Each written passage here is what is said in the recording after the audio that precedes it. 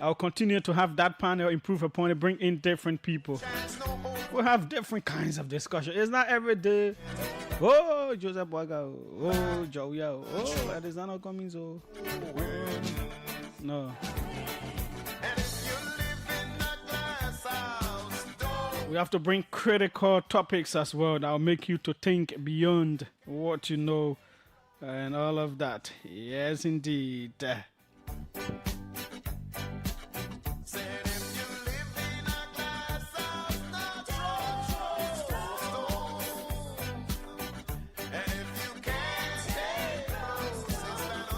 Yeah.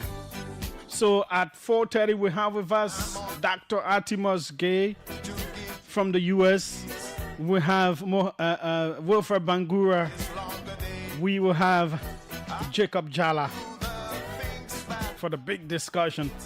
Before that, we'll talk about things that matter. We'll read different things. We'll bring you the GSE's report on how entities are implementing audit recommendations.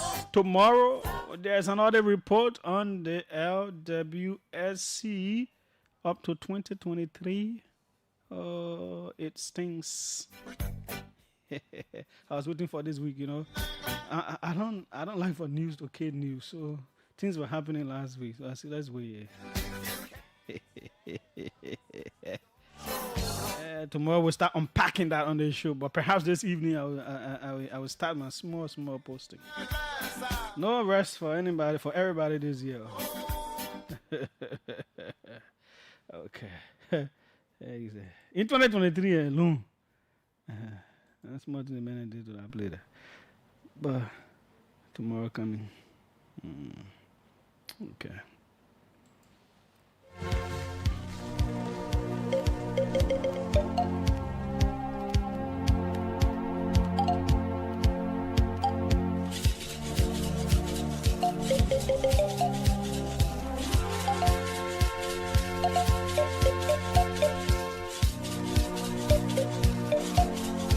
But fiat justitia pero mudos. I mean, we say fiat justicia pero mudos. I'm speaking Spanish, Latin. Oh God, it's all speak Arabic too.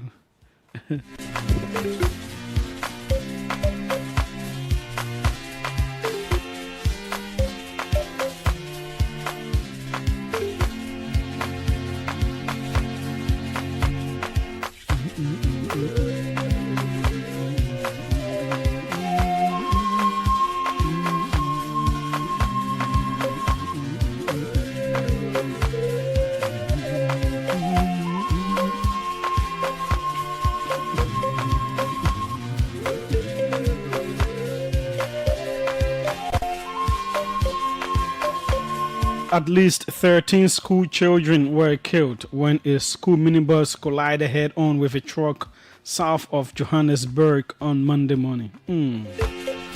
Police said the minibus was overtaking stationary vehicles when the crash occurred. 11 children died at the scene, with 2 others succumbing to injuries in the hospital. President Cyril Ramaphosa expressed deep sadness and said authorities will support affected families and schools, while Education Minister Siviwe Gwarube urged stricter checks on school transport vehicles, citing driver error as a major cause of such accidents.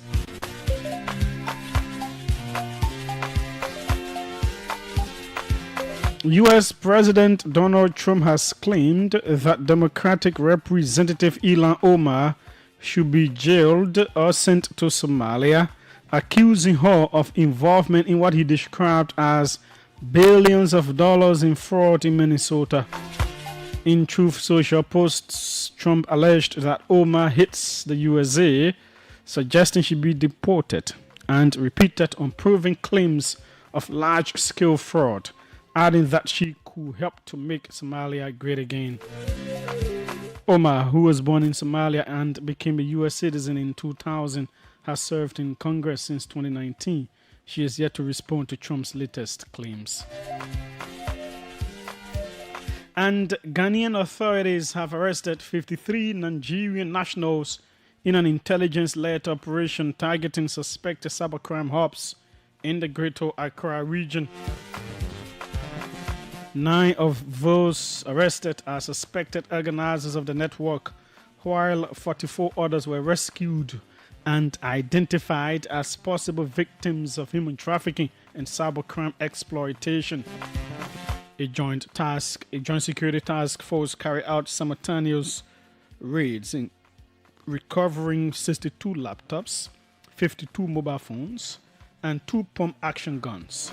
The government said the operation was aimed at protecting Ghana's cyberspace and international digital reputation, while warning foreign nationals against falling for false job offers and quick money schemes.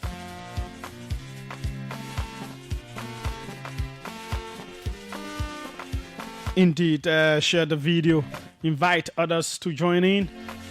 The OK conversation on OKFM 99.5 is right here.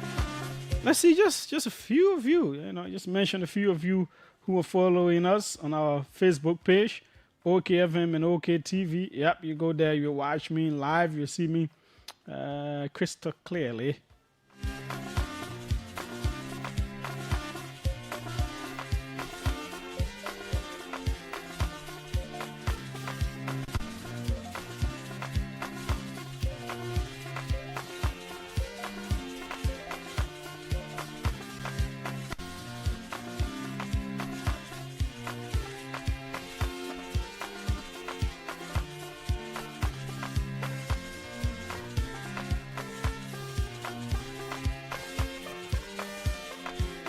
Daniel Tente is following from Tinker's Village. Morris Burfi is from Kampala.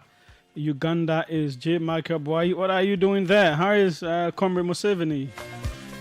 Bye, papi. Christiana GC Masakwe from Bannersville Estate behind Area F. Mohammed O. Sharif from Central Monrovia. From C-Zone, Wee District, Grand Bassa County is Ja Eddie. I went to Way Zone City in Wee District. That was long ago.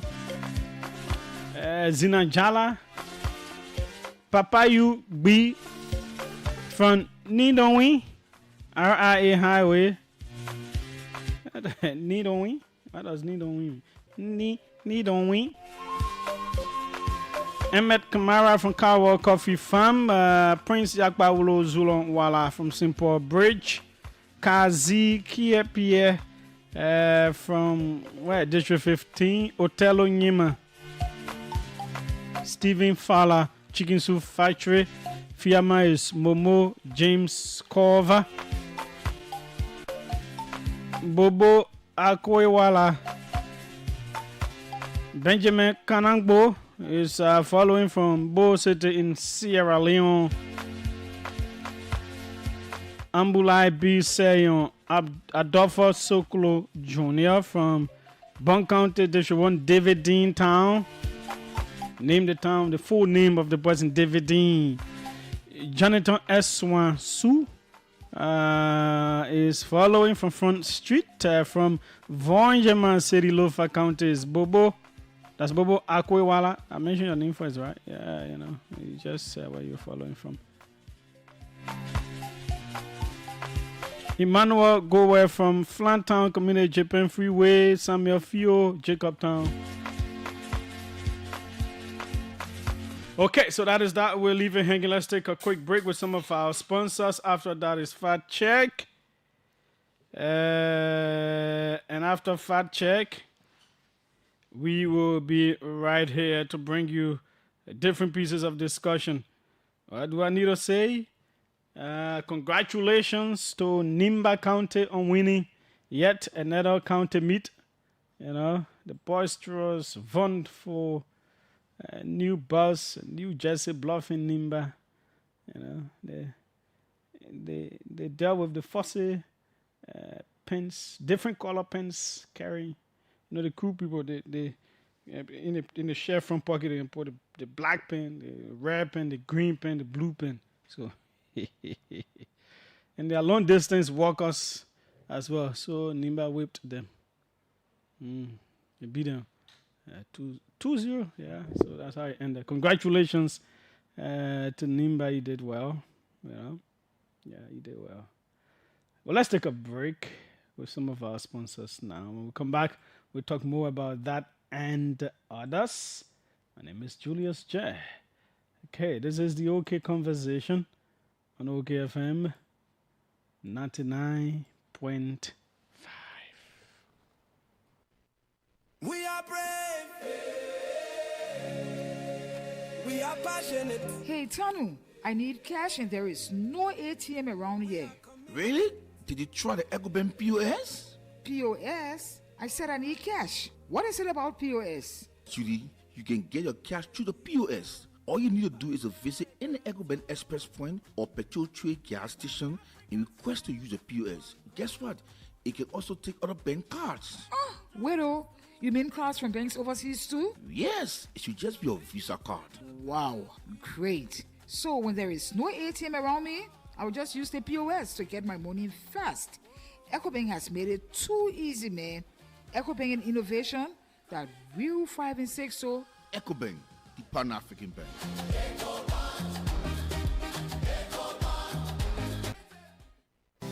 Mama, who takes care of development in our country? We all do, my baby. You see, every time we pay our taxes, we are taking care of our country, Mama Liberia. Taxes help provide clean water, safe communities, and jobs for our people. When you pay your tax, Liberia grows. Be proud, be responsible. Pay your taxes for a better Liberia. Pay tax, we all enjoy.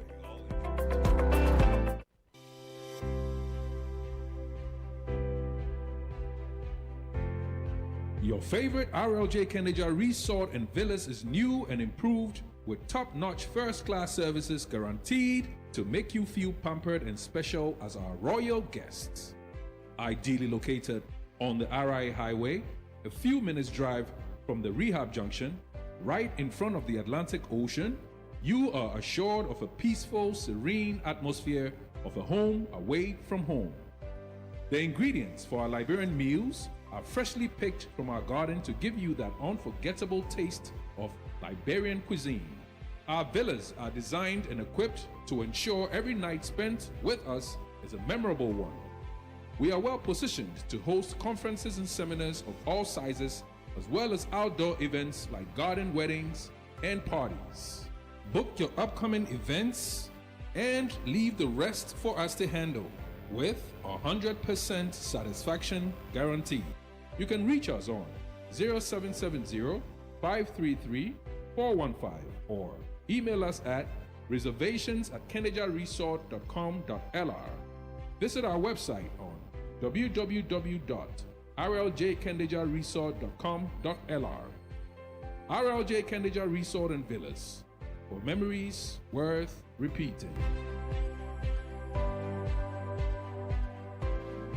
Welcome back. Make sure, that you're doing business with RLJ Kendeja Resort. Let's go. This our fact check segment. Let's take it with our partners, Local Voices, Liberia.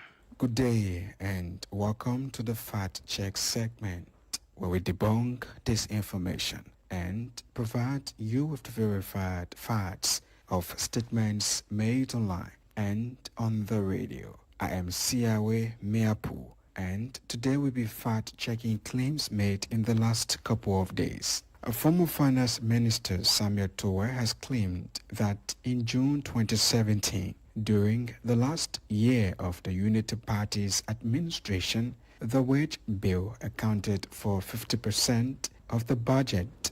By 2018, when the CDC came to power, it had increased to 57% before being reduced and left at 41% in 2023. Towe made this claim while criticizing the Boakai administration for increasing the wage bill on January 12 on Freedom FM. To verify this claim, we reviewed the 2017-2018 budget and found that the UP allocated US $298 million or 52.9% of the 56,000 of the 563.6 million budget by June 2017 for compensation when the CDC took office in 2018. Midway through the budget year, it increased the wage bill by 10 million to 308 million,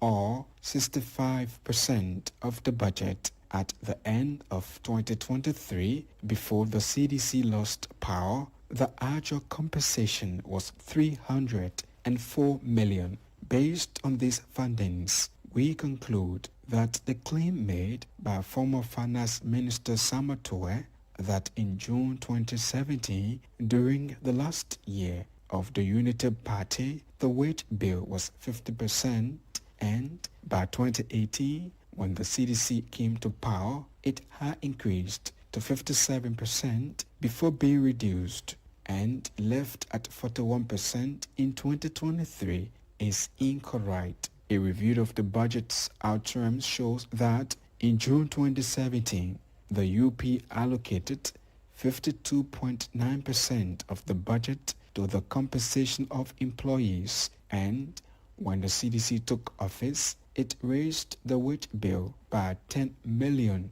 to 65% at the end of the budget year. Before leaving office, the wage bill was reduced to nearly 40%. Emmanuel G.K. George, a panelist on Spoon Talk, he claimed that the budget of the judiciary was US 90 million in 2024, but it increased to US 24 million in 2025.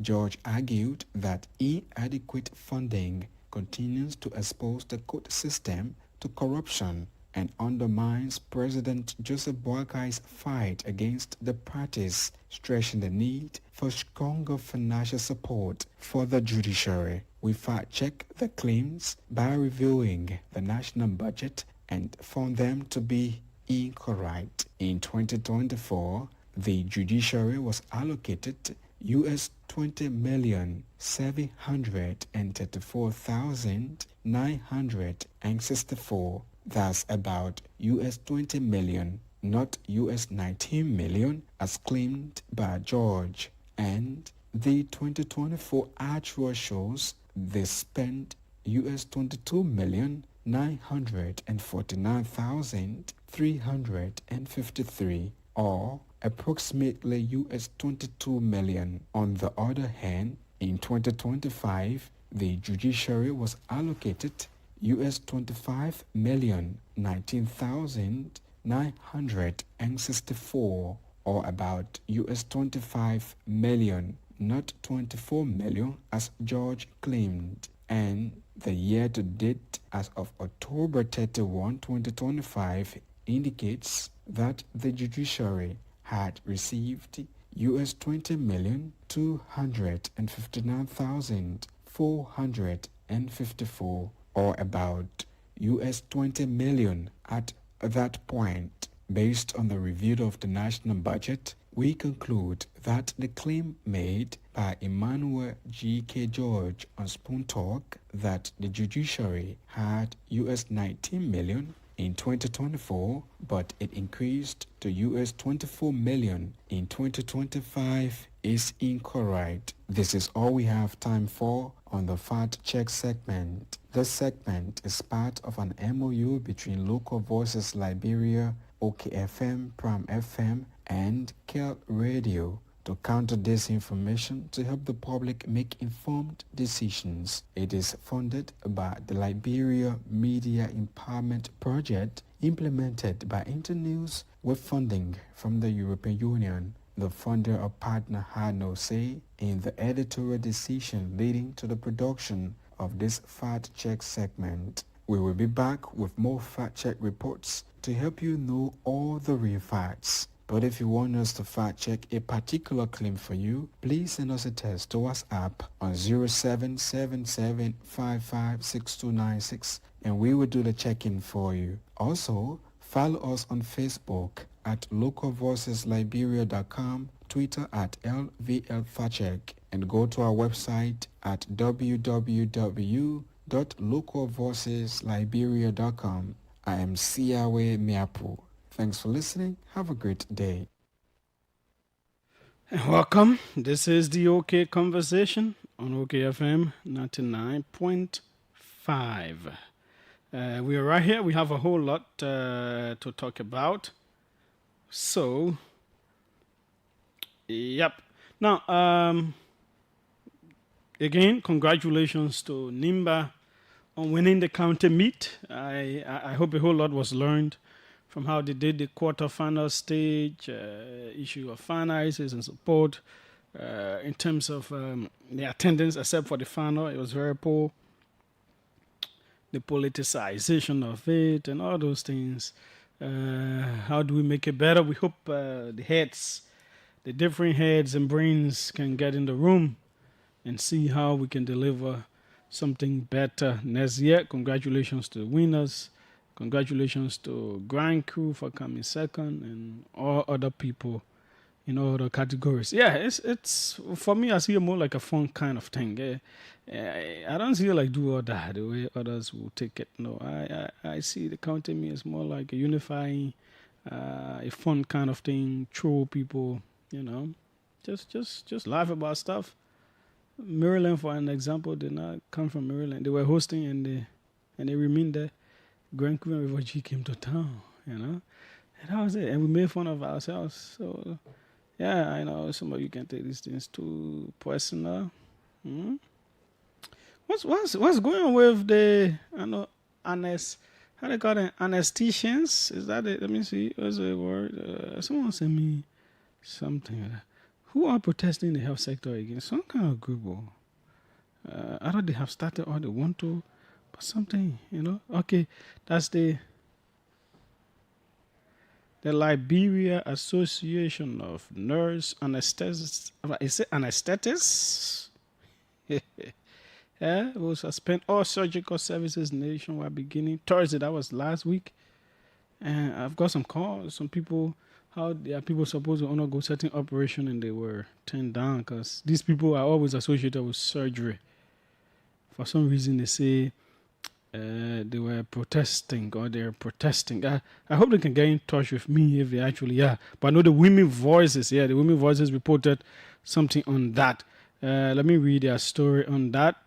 It's important for the people issue a statement. The statement is right here in the Women Voices. Oh, wow.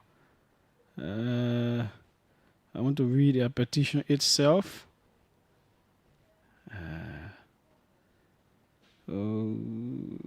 It's in the paper itself. It looks very small here. Please. Okay, let me try. So this is their statement they issued. For those familiar with surgical environments, we are the professionals who engage you the night before your selective surgeries, a few hours ahead of your emergency surgeries, asking key questions about your health status. We take full responsibility for your life in collaboration with other team members. We go beyond our operating room responsibilities and many times get involved with the establishment of IV access for critically ill patients. We are key figures in the maternal and newborn mortality reduction. Our goal is to provide comfort and assurance as we carry you safely through your surgeries. Today, our country stands at a crossroads where many sectors that should be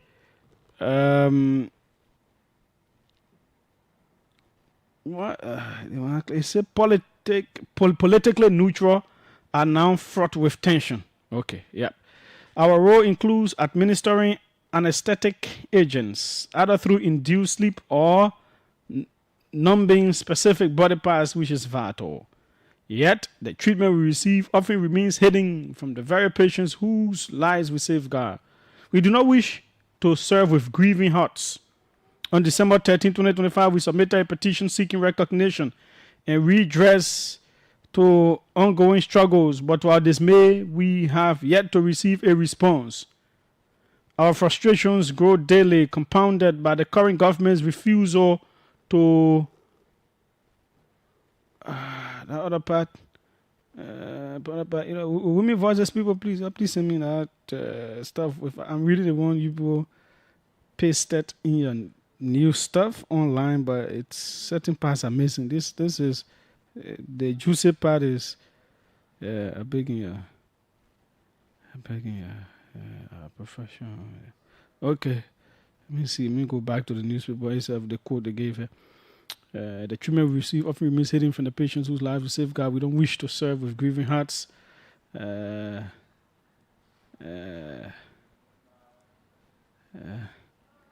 will get her. But it looks serious, huh? It looks serious. So, I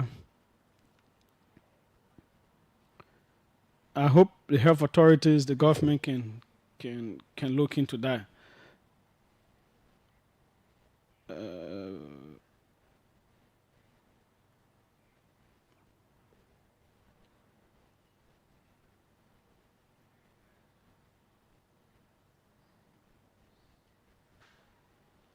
I hope they can look into that. Very important.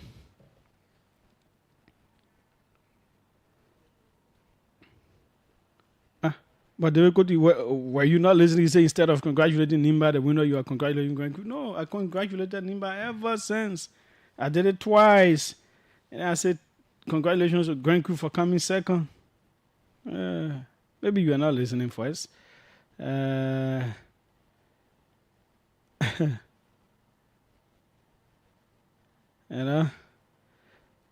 So I really do think the government should look into that when I get a full statement. I will read it, but this is important. It's good to look at it. Whatever their concerns are, it's important to look into them. Very important.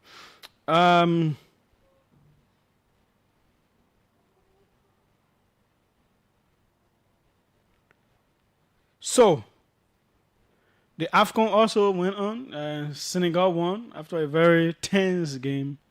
I do not think some of them should have left the field. That wasn't okay to look at, no matter what your grievances are. But thankfully, they came back on the field. The penalty was missed, and then they scored in extra time. And so that's why it is. Congratulations to Senegal and to all Senegalese. Okay. Good. Now,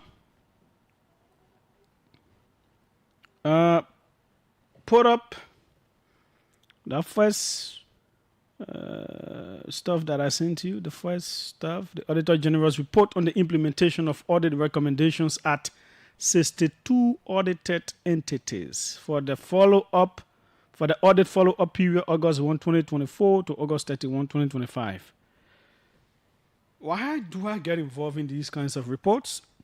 As always, it's first of all to enlighten you, the public, on what your government entities are doing.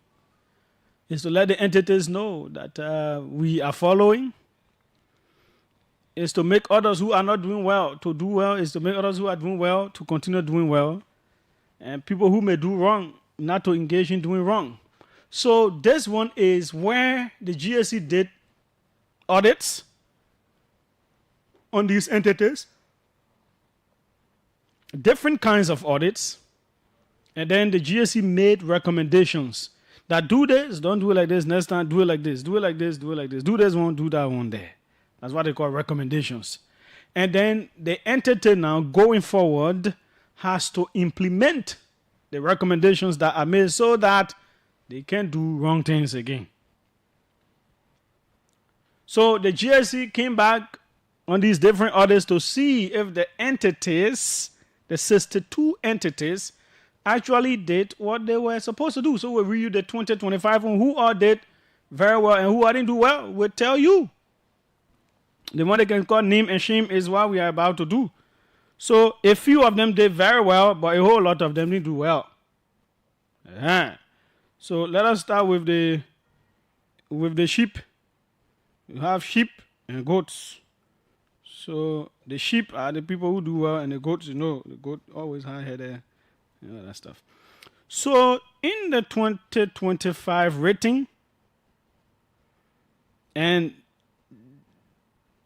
they rate them as significant in terms of what they've done, scoring 93% 2025 rating in terms of implementing audit recommendations. The NRF. NRF is the National Rule Fund of Liberia. They scored 93%, number one in the whole government in terms of implementing the recommendations of audits. They came number one.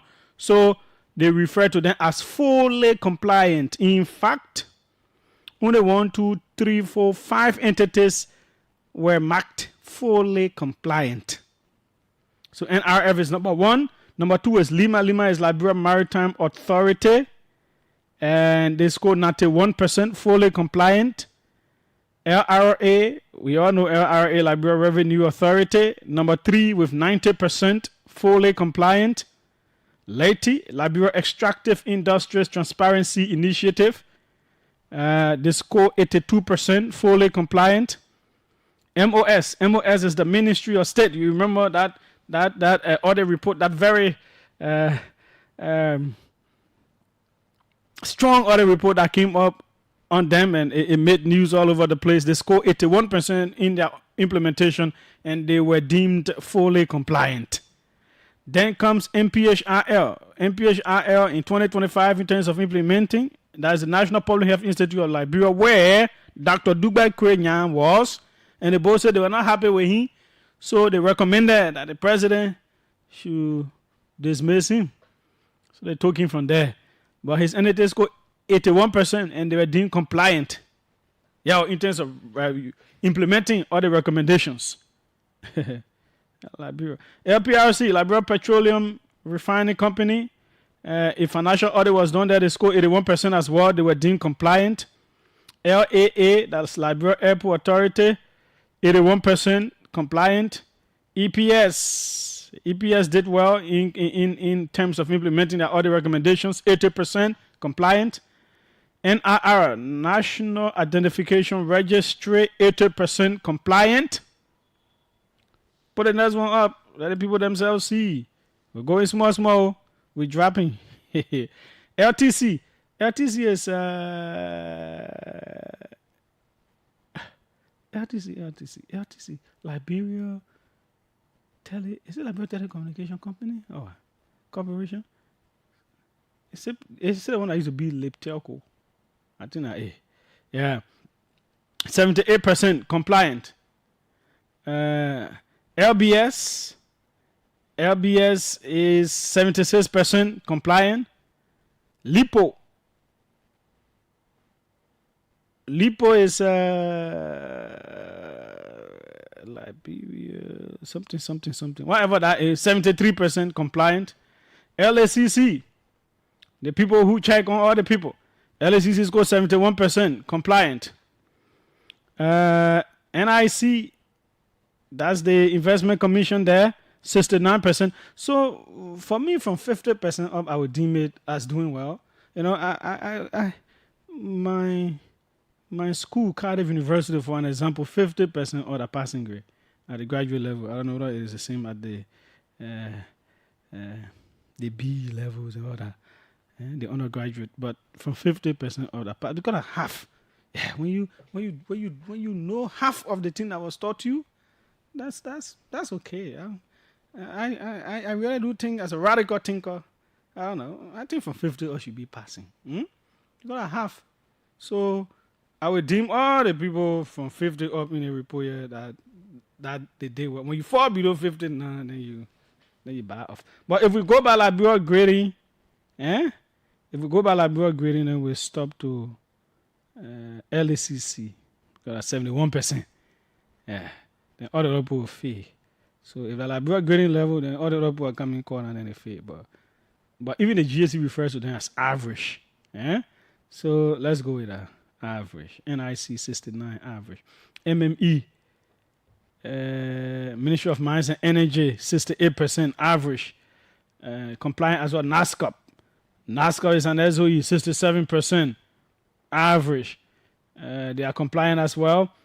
NHA, Housing Authority, 65% they are average. They are compliant.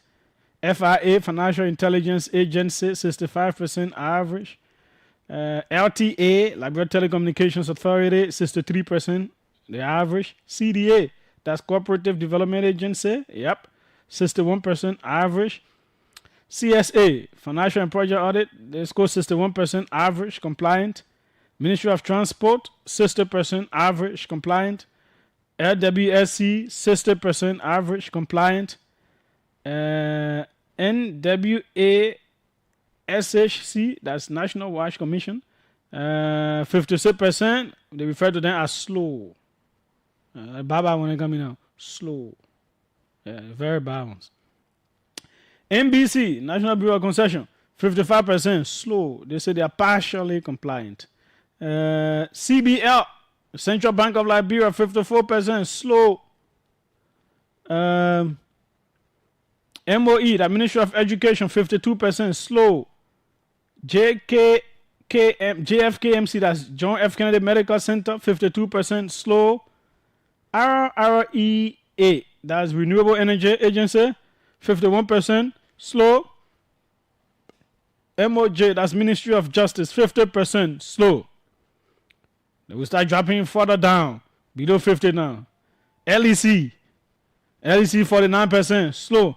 LEC, by the way, certain areas now, they think you be going for hours.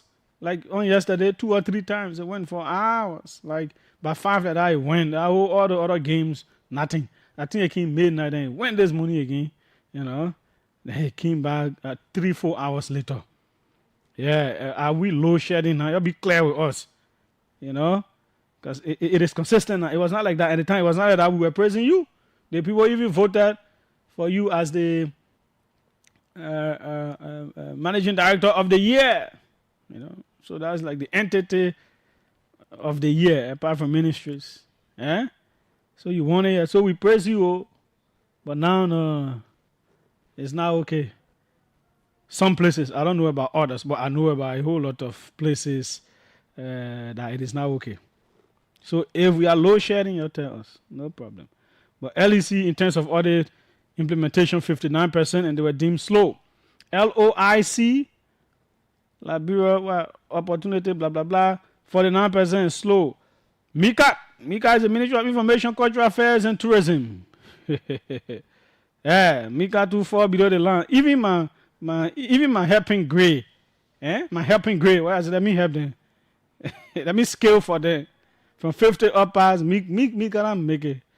MICA 4 below. MICA is 49% slow. Yeah. So I can just be talking. 49% slow. INCHR, Independent Human Rights Commission. Whole human rights, 43% slow. Ministry of Public Works, 42% slow.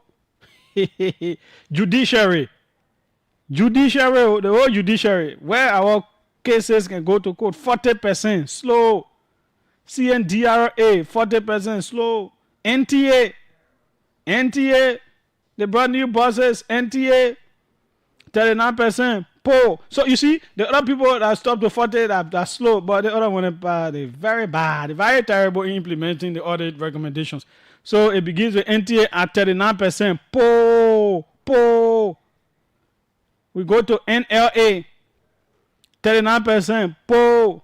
EPA, 38%. Poor. NOCA, National Oil Company of Liberia, 37%. Poor. Ministry of Youth and Sports, 35%. Poor. PPCC, the whole PPCC, Public Procurement and Concession Commission, 34%.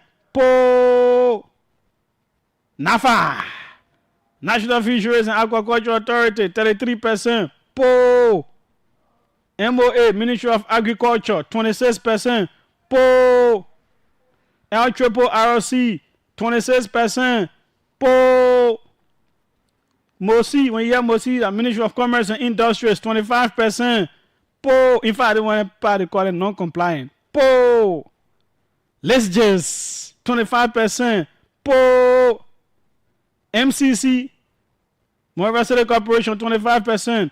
Poor. Ministry of Health, 21%. Po. We still going, yo. We still going, yo. LIPA. Institute of what? Public Administration. 19%. Po. Liberian Senate. Liberian Senate. Liberian Senate. 17%. Po. Senate, the whole Senate, that order they did, that less scoping order they did, they get a recommendation. They still cannot, in fact, what kind of human beings we elected who made senators in this country, my people? 17%. Po. So, how these ones now supposed to call other people say, why are you implementing the order recommendation? You do nothing. 17%. Po. Ministry of Gender, Children and Social Protection, 17%. Po.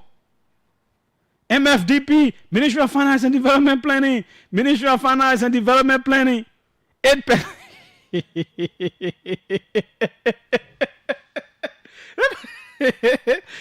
The folks say that on the country money. Who can say?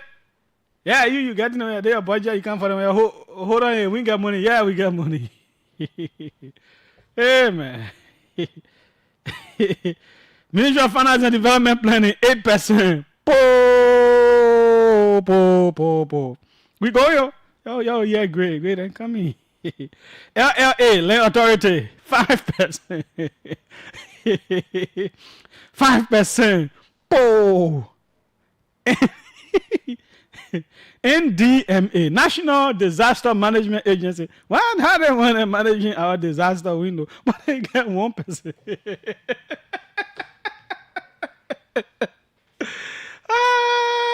Masa. You don't think I be laughing at commies get 1%, but so some government entities join commies 1%. Po. FDA, 1%. Po. So they just did it, all they reported, they just put it down and said, doing the same thing. Damn. Yeah. Okay. MPA, but they don't even start. So that's 0%. They didn't start. So they put none. They didn't start anything. So that one they just put a report and say, we ain't got time for that thing, man. 0% MPA, National Port Authority, LRC, 0%. Ministry of Internal Affairs, MIA, 0%. Ministry of Posts and Telecommunication, 0%. There you have it, fellow Liberians. So, the General Auditing Commission is set up. When things happen, they come, they do their investigations, they gave their report. They say, oh, so, we discovered this, we saw that. Then they can make recommendations. Do that one here next time so that one can happen again. Do this one. And this is the report. Some of the government entities that we named earlier did well. And we applaud them for trying to do the right things. For those of you who chose not to even start or to poorly perform, there you have it. We have released the grades. It is up to you, the Liberian people. The choice is yours. We have played our part to reveal to you what is happening within government. The infrastructure conference is ongoing,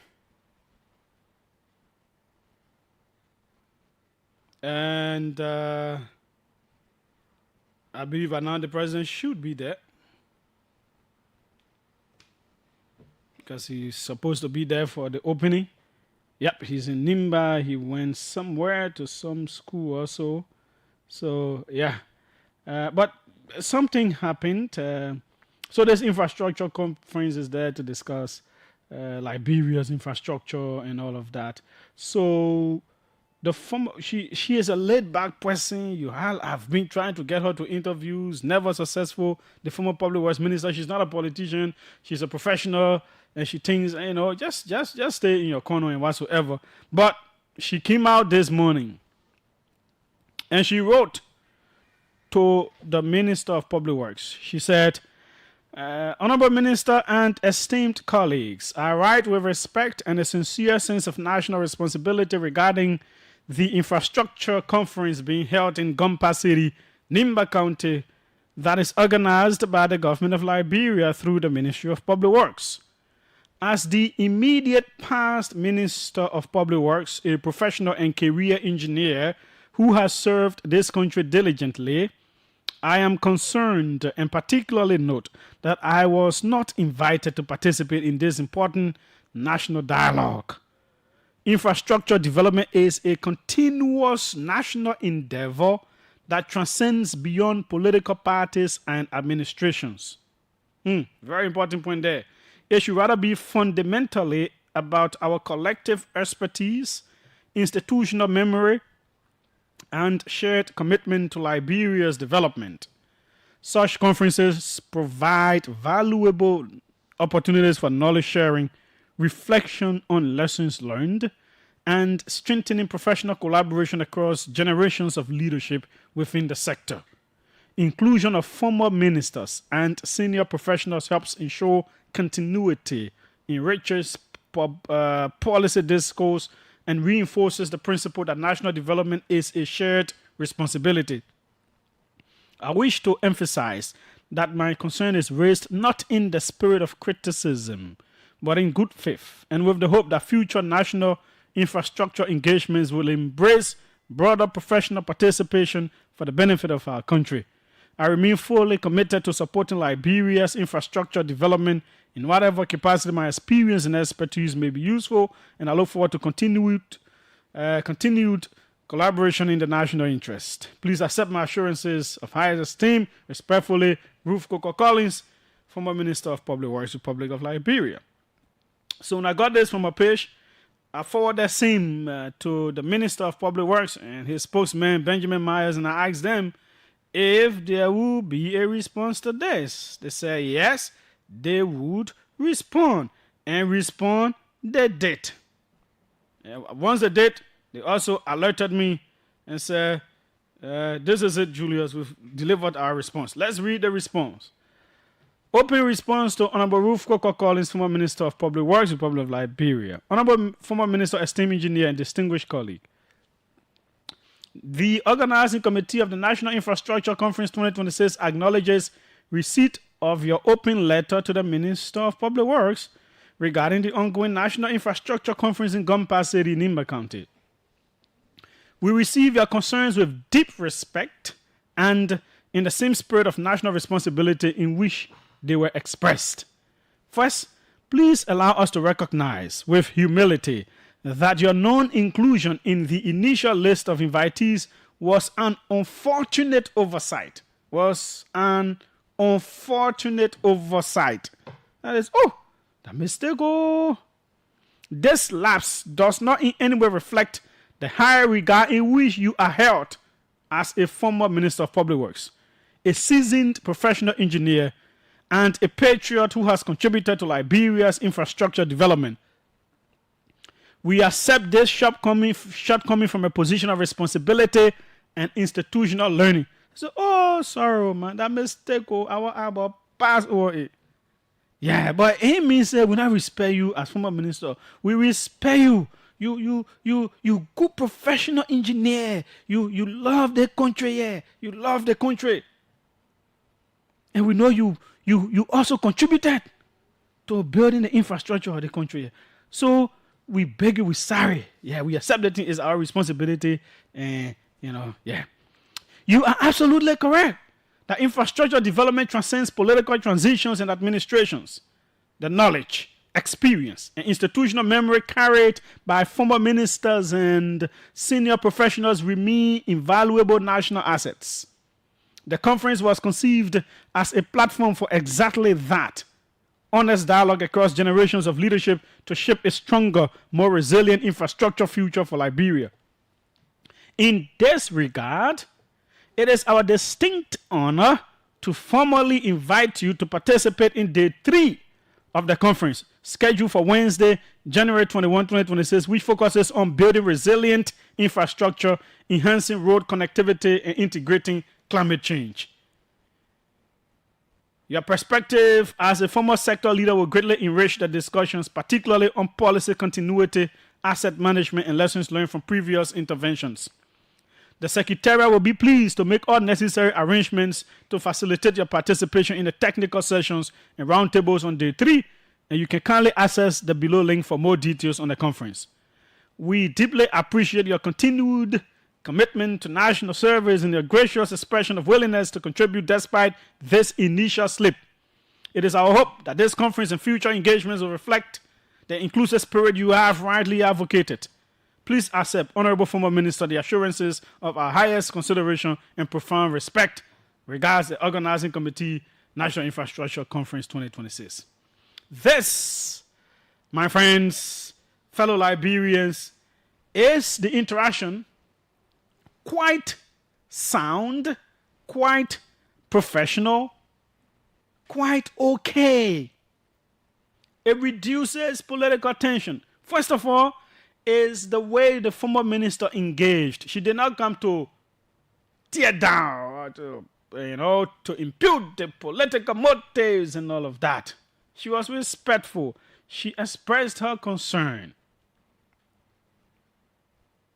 Whether her omission was deliberate or not, the response from the public works team, the organizers, showed maturity and to accept their failure. They didn't blame me on anything. They blamed it on themselves, on oversight, and then in the same vein, invite her over and say, okay, it started today on day 3, so topic, we think you can contribute to it. So please, our team will work with you to ensure that you can come and be a part on day 3. For me, this is okay.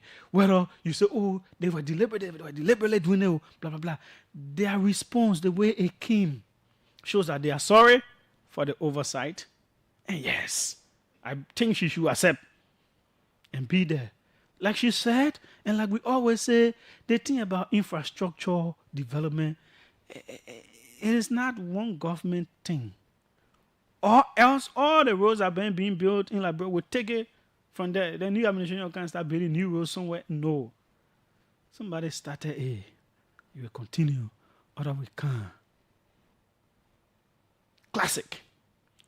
This is the kind of discourse we want in the country. When we posted the lady's letter, some of you supporting the government say, we ain't got time for her. They are government time. Why they didn't have so conference? They are government time. They did so. They are government time. No. The Ministry of Public Works, the organizing committee, they have taught you another lesson. That there will always be times when we should rise above that petty politics and prioritize what matters to the country. I would have loved them to invite all those former officials from Ellington, if some of them are still around, to Weir Time, at Public Works, and different other areas that concern infrastructure. Invite them over. If they can go, yeah. If they can go, that's it. The reason is important. They serve at a particular time. There are mistakes that they made. There are things that they did right. All of these experiences are important to be placed into this kind of conversation. Lessons learned. What could work better?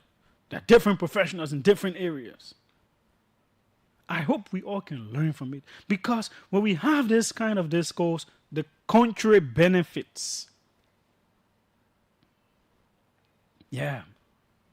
The country benefits.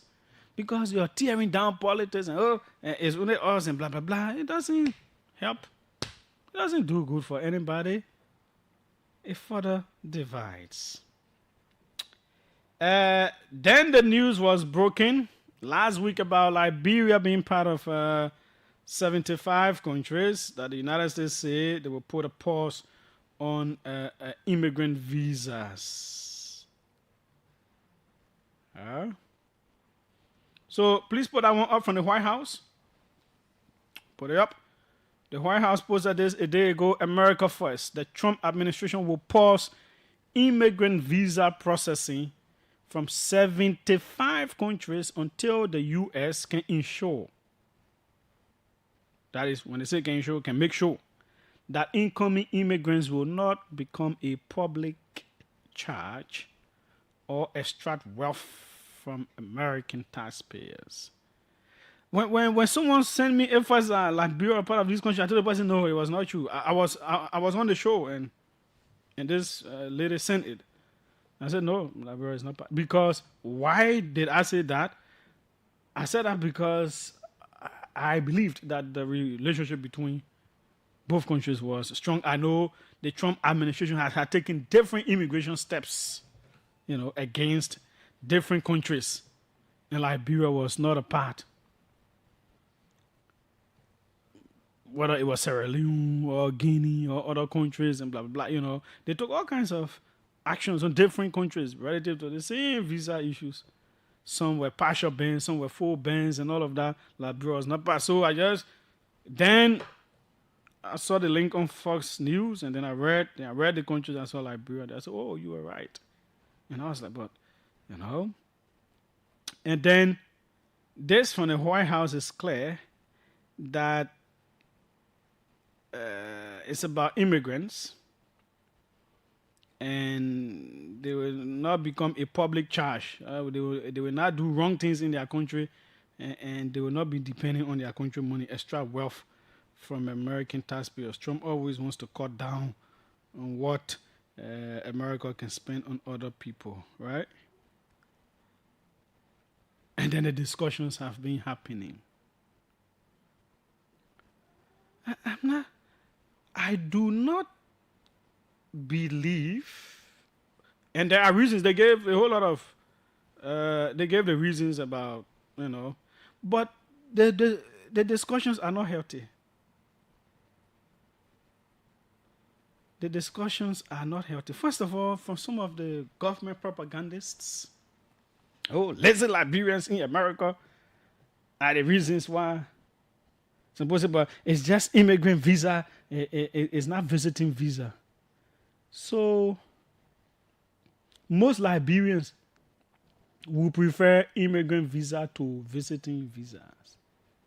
Because visiting visa doesn't do anything for the country. Well, it doesn't do anything. You go visit for 1 month, for 2 weeks, and you come back. You, the one, will be spending money in America to buy and all that stuff to bring things back. Visiting visa is to go for a conference, to go on some of that tourism stuff, to go on some of that business trip, blah, blah, blah. It doesn't help you really, really, really. It doesn't help your country really, really, really. Immigrant visa for me is more important to Liberia than visiting visa. Because the immigrant visa will be able to make someone to live in America, find work to do, help their people back here, build house here, have a business here, and all of that. So that one there is more helpful to the country than to go visit.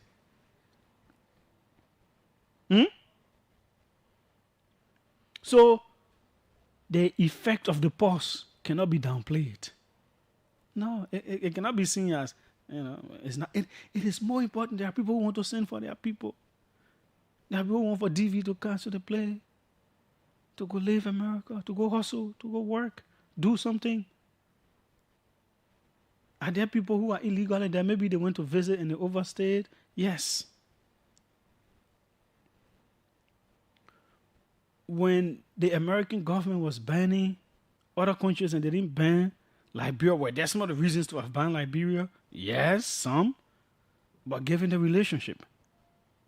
So the conversation was some in the opposition too were kind of happy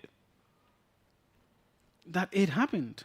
So yeah, because our time too, these are the kind of news that you both will celebrate and put it on government. So they want to put it on the government head. The government said, no, you're not putting it on our head. The Ministry of Foreign Affairs issued a statement that I thought was mature as well, good enough. for what the situation was. But let's listen to the information minister. What does he say about this? Let's hear him before we take your calls. I'll say a few other things. Okay.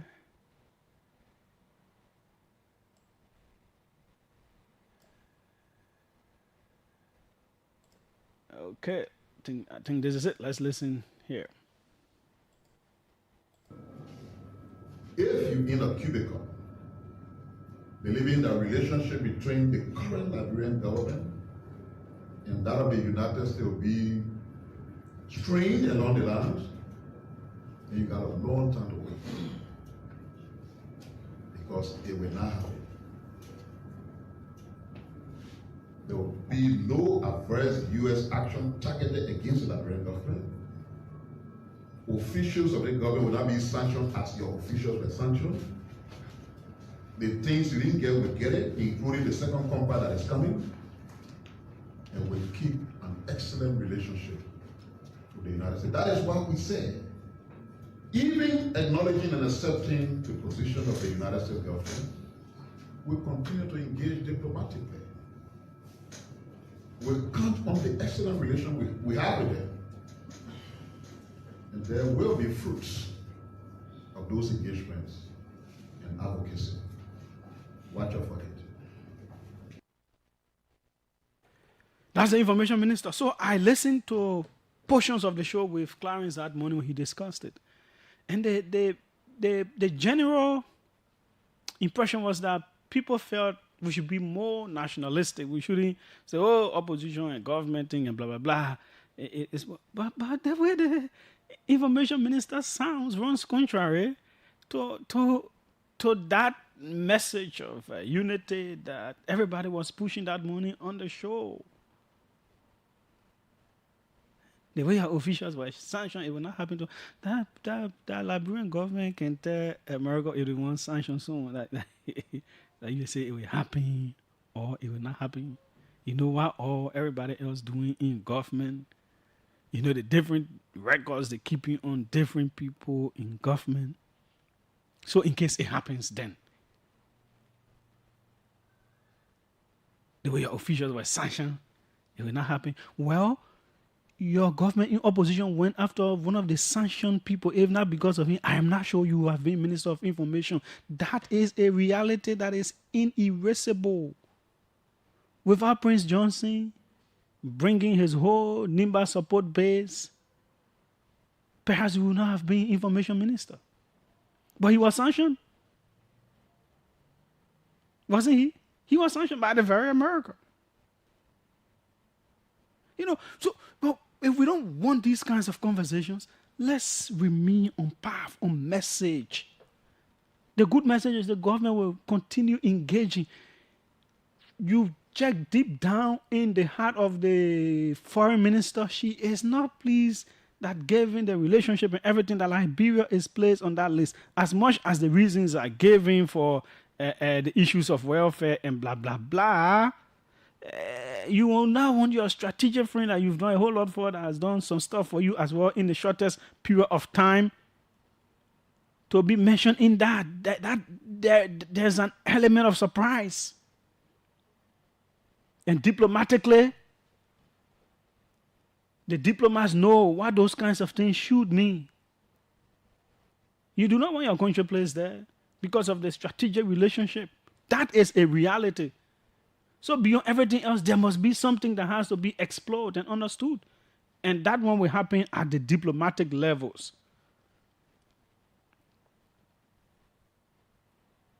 Our conversations should be more nationalistic.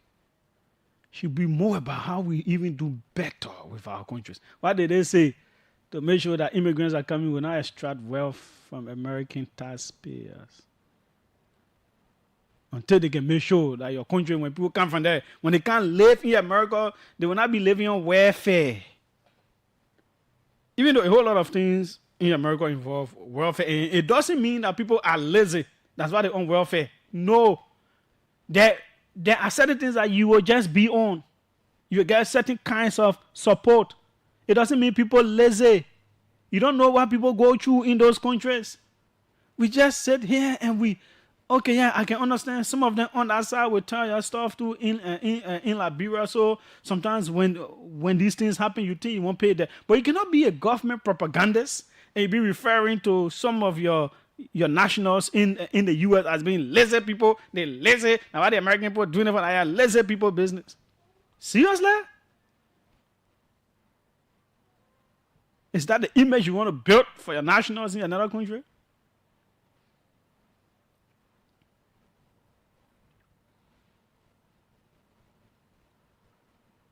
You see, we have to improve on these things.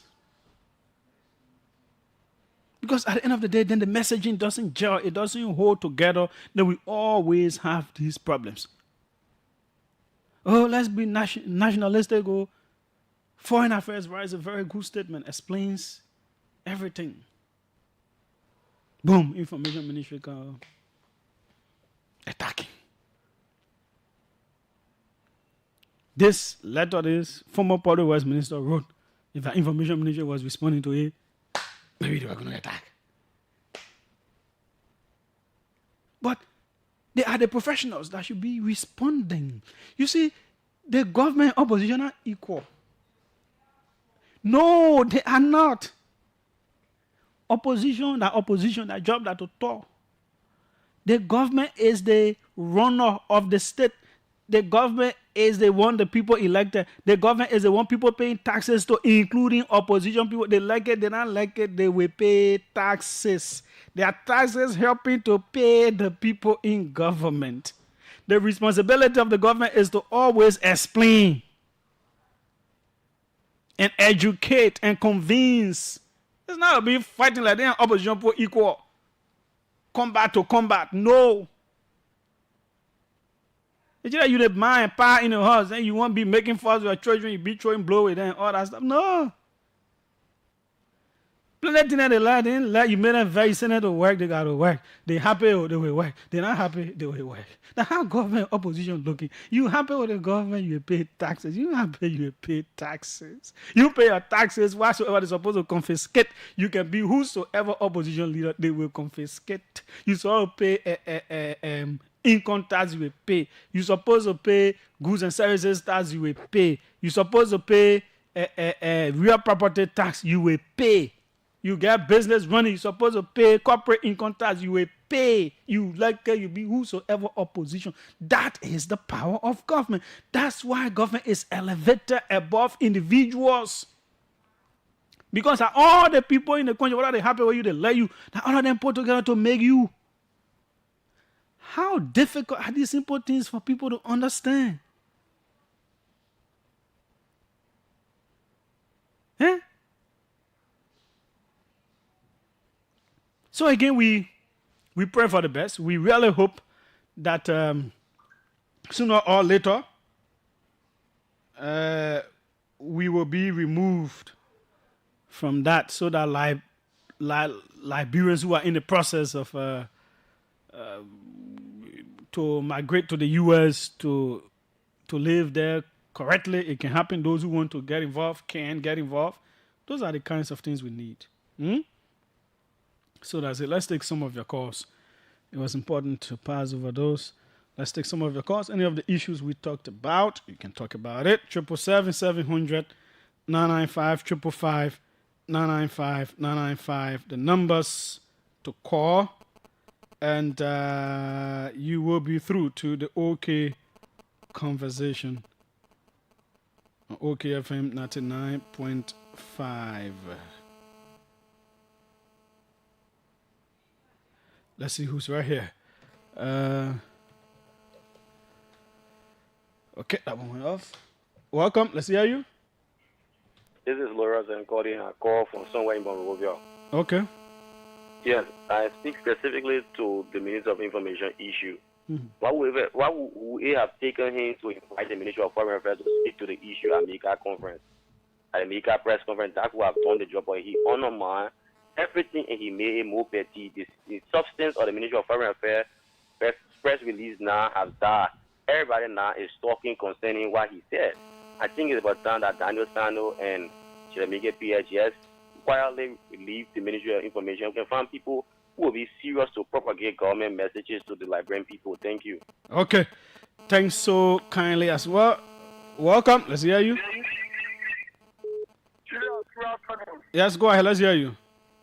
Julius, I'm Jimmy. I call on our civil avenue in the borough of Newtown. Okay. Julius, let me say thank you to the public work minister for the response and the past public work minister. Julius, this is one the room. When professional people interacting between the conversation, Julius, it reduces tension. You see the mature communication at the woman center and you saw the response from the minister. I want to say thank you to two of them. But Julius, I bet you are in the communication field. You need to have to talk to the information minister.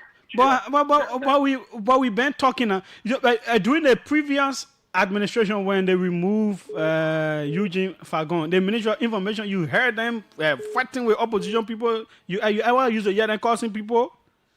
No, Julia. Because the men out there, Ledger who running will never do that. He's a trained journalist. He went through the ranks and all those kinds of things. He will never do it. But Julia, we thought that Sophia is a Harvard tree. Besides that, Daniel, I don't want to Daniel too much because Daniel is a young man coming over. Julia, the minister is because the for the government and the president needs to see how to advise him. My issue is not that the neighbor for out of trouble. I think the honorable minister needs to calm down. Yeah, he just needs to calm down. Yeah, he needs to calm down, Julia. That's my own big brother, but he needs to calm down. Take it easy. Welcome. Let's hear you. What happened to Julius? Yes, go ahead. Lorenzo Prince Boga from Rafi Howard. Let me say thanks always for picking my call, Julius. Julius, spoken to the issue of the exchanges between the foreign Work minister and the Ministry of Public Works. I think it's healthy for our society. We need to see more of these kind of exchanges come up, and I think it's one of the best exchanges I've listened to or I've heard so many times. I know you hear they kind of back and forth and you this one and you that one, but this one I think was more professional. It was cordial. It was friendly in the spirit of development. You can see that the exchanges was very good, and we look forward to having more and more of these kind of exchanges. And Julius, quickly, I think the information minister is not really doing good for us. I know we support this government. I'm not saying you should not speak to the issue, but sometimes you will leave the issue and always want to remind people of the past. And not reminding people of the past all the time, I don't think it's healthy for us. Sometimes we just need to just speak to the issue and just move forward. If somebody have said something that you don't like, and no, we just talk about it, you make the clarity, and then often it is not the top level people in opposition that can be talking. That are George, you are there, comments and ordinary partisans on Facebook. Yeah, and you want to respond in that kind of demeaning way all of the time. And it's not healthy. I think the people need to change a little bit. There's 2026. We got 2-3 years from now. 2 years from now, we should be thinking about running campaign and doing other stuff. We got a lot to think about. I think we need to do better as a Ministry of Information. Okay. Thank you very much for the time, Julius. Thanks so kindly as well. Welcome. Let's hear you. Thank you, my good friend. Let me say Hello? You getting me now? Yeah, what's your name? I say thank you so much for the opportunity. This is Zizi. I'm calling you from Kawa about this evening. Go ahead, Zizi. Let me say Happy New Year because since we get into this year, it's my first time calling on your show. Okay. Julius, sometimes we just want to sit and just listen to you guys because we know that you are professional people. You all put it where it belongs. But the meeting I call for is the communication between the former minister and the previous minister. It was very intelligent on the part of the current minister. If that how the government would be running, tension will cool down in this nation. We are not enemies. Julius, I always say this, the country belongs to every one of us, regardless of who in power. If you like that person, you got to like that person because of your country. And like what we used to tell the military guys, the past. Just if you're not liking, you should like your country, you should love your country. And rally and support him for the country to move forward. Because when he leaves from there, another person come in. And when that person leave, that another person will come. And how the country will continue to prosper. But when we're saying that, they were thinking to say, oh, this and that. And now they have gotten a seal to say that that was governed before. And now they're coming to their senses. If they continue this way, we applaud them. For the Ministry of Information, I won't waste my time. Something that in your blood, you will never leave it. That ministry will just be quoting ministry. And the president loved that. Now I'm making it there. Thank you. Okay. Thanks so kindly as well. Let's take a few more. I think our guest should be around. Welcome. Let's hear you. We lost out on that one. Welcome. Let's hear you. Good afternoon, Julius. Yes, go ahead. My name is Daniel Fitty, and I call you from the Mosquito Lodge District, number 10. Can you speak louder? For some reason, you're coming in low. Hello, you getting me now? Yes, go ahead. Yeah, I said my name is Daniel Fitty. I call you from District 10. Okay. Because I think that particular report, especially when it comes to NTA, I don't think they were fair, and they need to review that report. No, right? no. So understand what the report is. Audits were done on the entity, and in the audits, they put recommendations what the entity should do. Now, it does not mean it is the current administration that was audited. It could be previous administration, but there are recommendations. So the way you implement the recommendations of the audit, the auditors go back to see if you going by the recommendations. Yeah. Okay. So I think that is fair enough because the past administration in NTA, they really destroy that place, and probably it may be that record the people follow. Yeah, no, but then they now supposed to do better implementation of the other report because if they are not going by the implementations, then they could also fall prey to the same thing that the other people did. And I think the managing director and the two deputies, I think they are doing well. They are fighting to get that on a straight path. Are you working there? I'm not employed there now. I was there before, but I'm not there now. So Okay. it was me wanting to call from the milk and honey ground. But I think those guys are doing well in our entity. So I'm not there, but I must praise them Okay. for their help.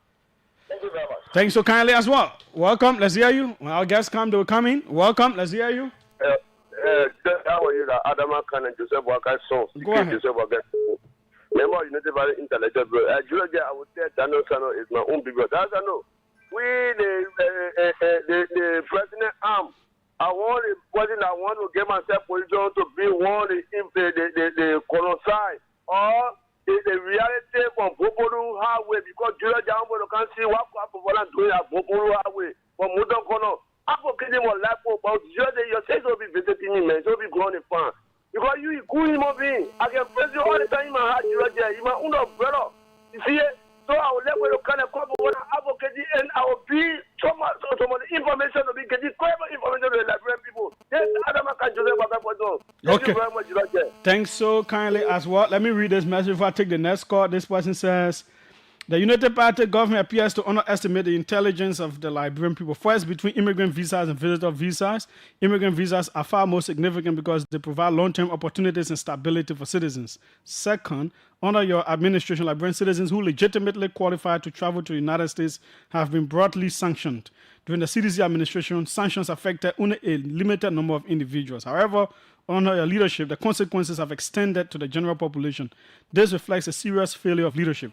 The current sanctions are more damaging to Liberia than those imposed during the CDC administration, and they have negatively impacted innocent citizens and the country's international reputation. Well, not sure I agree, but again, you see, when we do these kinds of things, then this is the result. And when you listen to my conversation, I didn't even go back to things that people did or they said when they were in opposition during CDC time, they wanted people to be sanctioned. I can't talk about all that one because for me, it's not very important to this conversation. But when you start going there as information minister, they got the sanction, they're not sanction, then you just destroy the whole thing. You destroy the conversation. Because one of the reasons your government in power because sanction human being help y'all. That one not true. Eh? Welcome. Let's hear you. Julius, how are you? I'm fine. Go ahead. And I will start by saying the same thing as Zeze said, and I'm Musa Kone. Zeze said sometime we want to play the listening role, but again, Julius, you know our background. We came from right here, and we have not, what should I say, we have not grown past yet. So we always want to call, more especially when you're having fascinating discussion like this. One, I would say yes, agree with the tester that this sanction affect the general public in Liberia. And I know you say you don't agree, but I agree with him 100% because this is not few, it's not selective. It's everybody who want to travel to America. Lastly, Julius, my father said to me, true, it's not hard to know. It's debatable though, but you just open your land, maybe except for one person or two, all of the quarters that call said the Ministry of Information or the Minister of Information. That should ring a bell. And I'm very happy that you said Minister Pierre is your big brother. Julius, he is my big brother. One of those persons who have visited many occasions to the executive mansion when you were press secretary. One of those persons that I call regularly or that will call me regularly, normally in our Liberian parliament, you say for my small team. That was a better peer. That was a moderate peer. In my opinion, that was an educated peer. Today, this peer who have gone to Harvard, I don't know what have turned our big brother are, but I think he's not doing well. If anybody have told me that Pierre will be rebuffed, don't forget, Pierre also said the Ministry of Information before. I can't remember which capacity, but he was there. He was a better Pierre. The Pierre that we saw, that was press secretary or deputy minister, in fact, from Jana up to the Ministry of Information to the press secretary, this is not that Pierre. And we were states, in fact, we were talking BBT and more than what we're doing now. Pierre never insulted one day. He was never angry one day. What I've gotten into Pierre, I think he have to change. And if Pierre can change and be the Pierre that I know him to be, it will be a better Pierre. But this Pierre, it's a bad Pierre, man. I think he need to change, honestly. Okay. Thanks so kindly. I think our guests can start coming in. Welcome. Let's hear you. Yeah. Good afternoon, Julius. Yeah, I'm Pastor Command, and I do join your conversation for honor the ambience of the Unity Party Intellectual Bureau. Specifically on your talking point that have to do with post from the Information Ministry.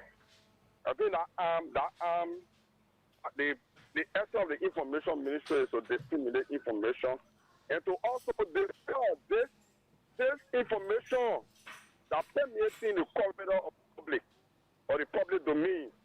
The issue of the visa restriction that was introduced by the U.S. government. And, other people tell me attention against the Liberian government. And they were even comical last. Which people said it was sanctioned against the Liberian government? Who? People from the other side of the political divide. What are the names of those people? Can you call some of their names? We need evidence here. Yeah, we saw posts emulating from those guys. What the people name? I want to know the particular human beings that said it, for which the government will respond to them through the Ministry of Information. Now the quality of the human being, I want to know. One is it always comical like issue or former minister having with them.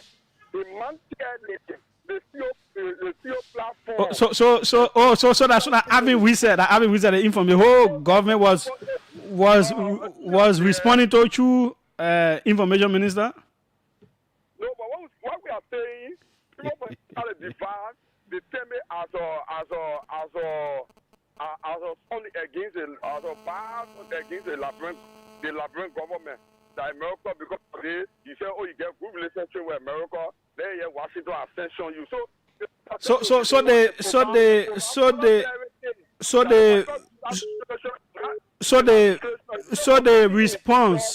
the response from the Ministry of Foreign Affairs was not okay. It was not something that the information minister could have also said. Did he need to go to attack again? Yeah, he could have expanded. The way he did, he expanded on it in the communique that came from the Foreign Affairs Ministry. Okay. He expanded further on it. So, if that is a professional when it comes to information dissemination, even though I have some issue with him, but it's a professional. Okay. And that play is a reporter error. That play is a reporter error. Okay. So for you the way.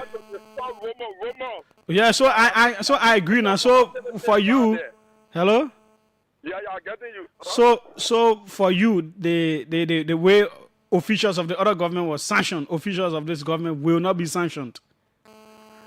No, for me, if officials of the government do things like economical to international norms or to good governance, the American government as a watchdog for democracy, the democratic norms, they will sanction them. Yeah, but then he said they will not be sanctioned. But thanks so kindly. I just want to drive that point too. Once you made that one, no worries. I could have gone further and asked if sanction is a good thing or bad thing.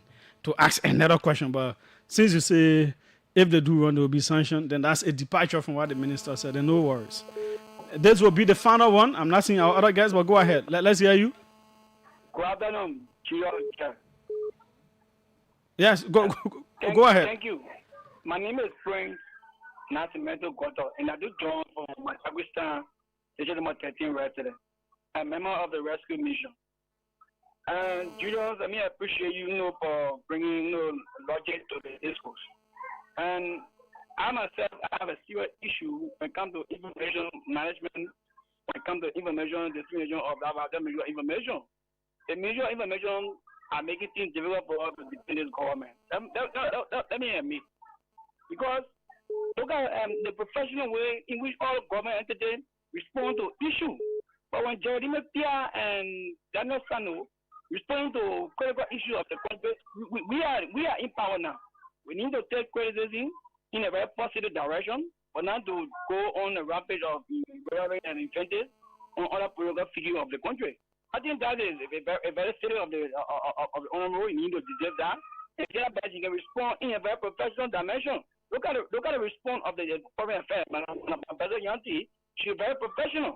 A response can melt it down every other issue and confront the country. But if you go on every time when opposition speak up and you won't be on the offensive, I can reaction everything and say on a daily basis. I think you need to stop. The president need to advise him. Mr. Pierre, he's a very mature man and very professional man. During my time, we know what you are doing in the country. But now, he has something hurting. If something hurting against any other individual in the country, you need to slow down. Is that by the work of the country be put? Thank you very kindly. Okay, thanks so kindly. Let's squeeze in this one. A few more, 777-700-995. Welcome. Hello. Hello? Yes, go ahead. Yeah, Julius, before I can go ahead, I think those guys that want to come on the air to be discussing more than 1 minute, 2 minutes, they should buy airtime and come on the air and be on my man, that's not your business. Talk the thing you call to talk. Why you want to do other boy show? No, but the point is, leave that, but turn now. Okay, yeah, okay, Julius, I'm a new Moses Robert Nimna, I'm phoning from the church number 9. Yeah. My issue has to do with the information minister, Jeremy Pia. This guy now, Messi and Ronaldo, to be played on the pitch, to be hello. Go ahead. We're listening. Yeah, I think the two guys now, they are not Messi and Ronaldo and Joseph Baga being the coach of the country. Let me be also the two guys and bring them down. Because they see that they are professional, they know everything. They will be politicizing everything in this country and making the country to be not going forward. So please, the old man to bring the 2 minutes down and for other people that are willing to do the work and put it in. Thank you very much, Julius. Okay, thanks so kindly as well. This will be the final one. Welcome, let's hear you. Good evening, Julius. Good evening. Yes, go ahead. Yeah, and good evening to the people of Liberia. This is why I gave her Junior, and I do call you from Johnsonville. Julius, before coming to the response from the information minister, I I really want your fact check people to try to fact check having quote unquote Spanish, Latin, and Greek faces. All those things are a bunch of fallacies. So, so the information minister responds to the situation of the visa. Julius, the work of the information minister is not just to provide information for the government, but instead, the work of the information ministry is to counteract undiluted information and so that the population mind cannot be manipulated. If you're there for the past days, the Moses Akaras grade, the leg of having wishes, these guys have been on the media, in fact, putting that situation on the government. So as such, the information ministry has no authority but to respond to it. Okay. So is sanction a good thing or bad thing? Whether it's a good thing? Or bad thing? Like I said, the work of the information ministry is not just to provide. No, Chief, I'm asking you. I'm not asking you about information ministry. I'm asking you, is sanction, when an official of government is sanctioned, is it a good thing or a bad thing? No. It's not a good thing. So did a sanction official play a significant role in helping to bring this government to power? I know you want to talk about the leg of Prince Johnson.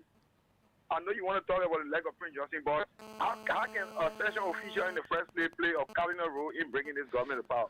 Because in the first place, sanction is not a good thing. So I'm asking you, are you aware or do you know if a sanction official play a key role in bringing this government to power? No, I'm not aware. Okay, thanks so kindly. No problem. Okay. That's how we will leave it. We'll leave it right there. One of our guests is here. Let me ask the other man for his number, so I sent him this link. You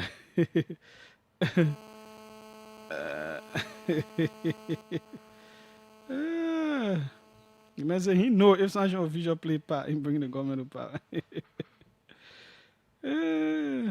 Okay, let me take a few more calls. We'll do the linking up. Welcome quickly. Good evening, Brother Clarence. No, Julius here. Oh, Brother Julius, how you doing? Mm-hmm. Okay, I'm Ramsey F. Joseph, and I do join you from district number 5, Motorado County. Mm-hmm. Yeah, you know, senior man, in Liberia, we all listen to a negative about our country more than positive. All right? I've been following the talk show. If the whole country is sanctioned, then how are you sending back to a chief for the donor panel? How come we having some of those, like, the combat people, they are from America?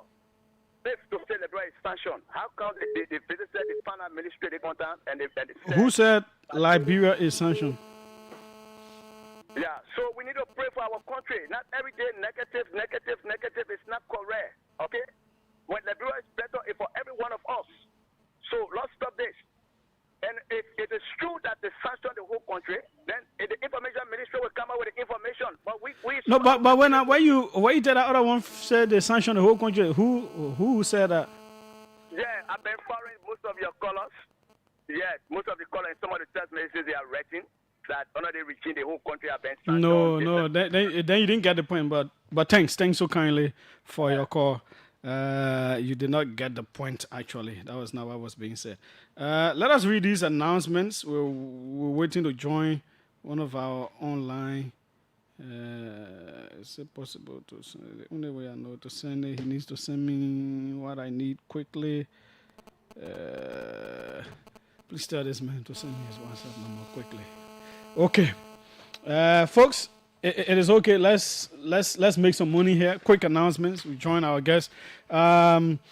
Liberia Christian College says the Office of Admissions and Records of the Liberia Christian College is excited to announce the registration for regular students, new students, readmission students, and transfer students. Registration dates: regular students registration January 20 to February 20, 2026. Late registration February 21 to 28. 2026. Classes start March 2, 2026. Tuition: LCC offers a flat rate tuition of USD $200 per semester. Visit our that's our 5th Street or Deesville campus daily for your walk-in entrance. Entrance fee is only $10. Liberia Christian College is accredited by the National Commission on Higher Education and is granted license to offer certificate, diploma, associate of arts, and bachelor's degrees in the following programs: School of Business, Accounting and Finance, Procurement and Supply Chain, Human Resource Management, Project Management, Entrepreneurship and Innovation, Economics and Statistics, International Business and Marketing Management, Monitoring and Evaluation, Management of International Organizations, School of Science and Technology, Computer Networking, Data Science and Analytics, Management Information System Telecommunication, Fashion and Garment Design. C. School of Liberal Arts, Criminal Justice, Public Administration, Communication Arts, School of Education, Early Childhood Education, Primary Education, Secondary Education, Education Management and Supervision, Guidance and Counseling.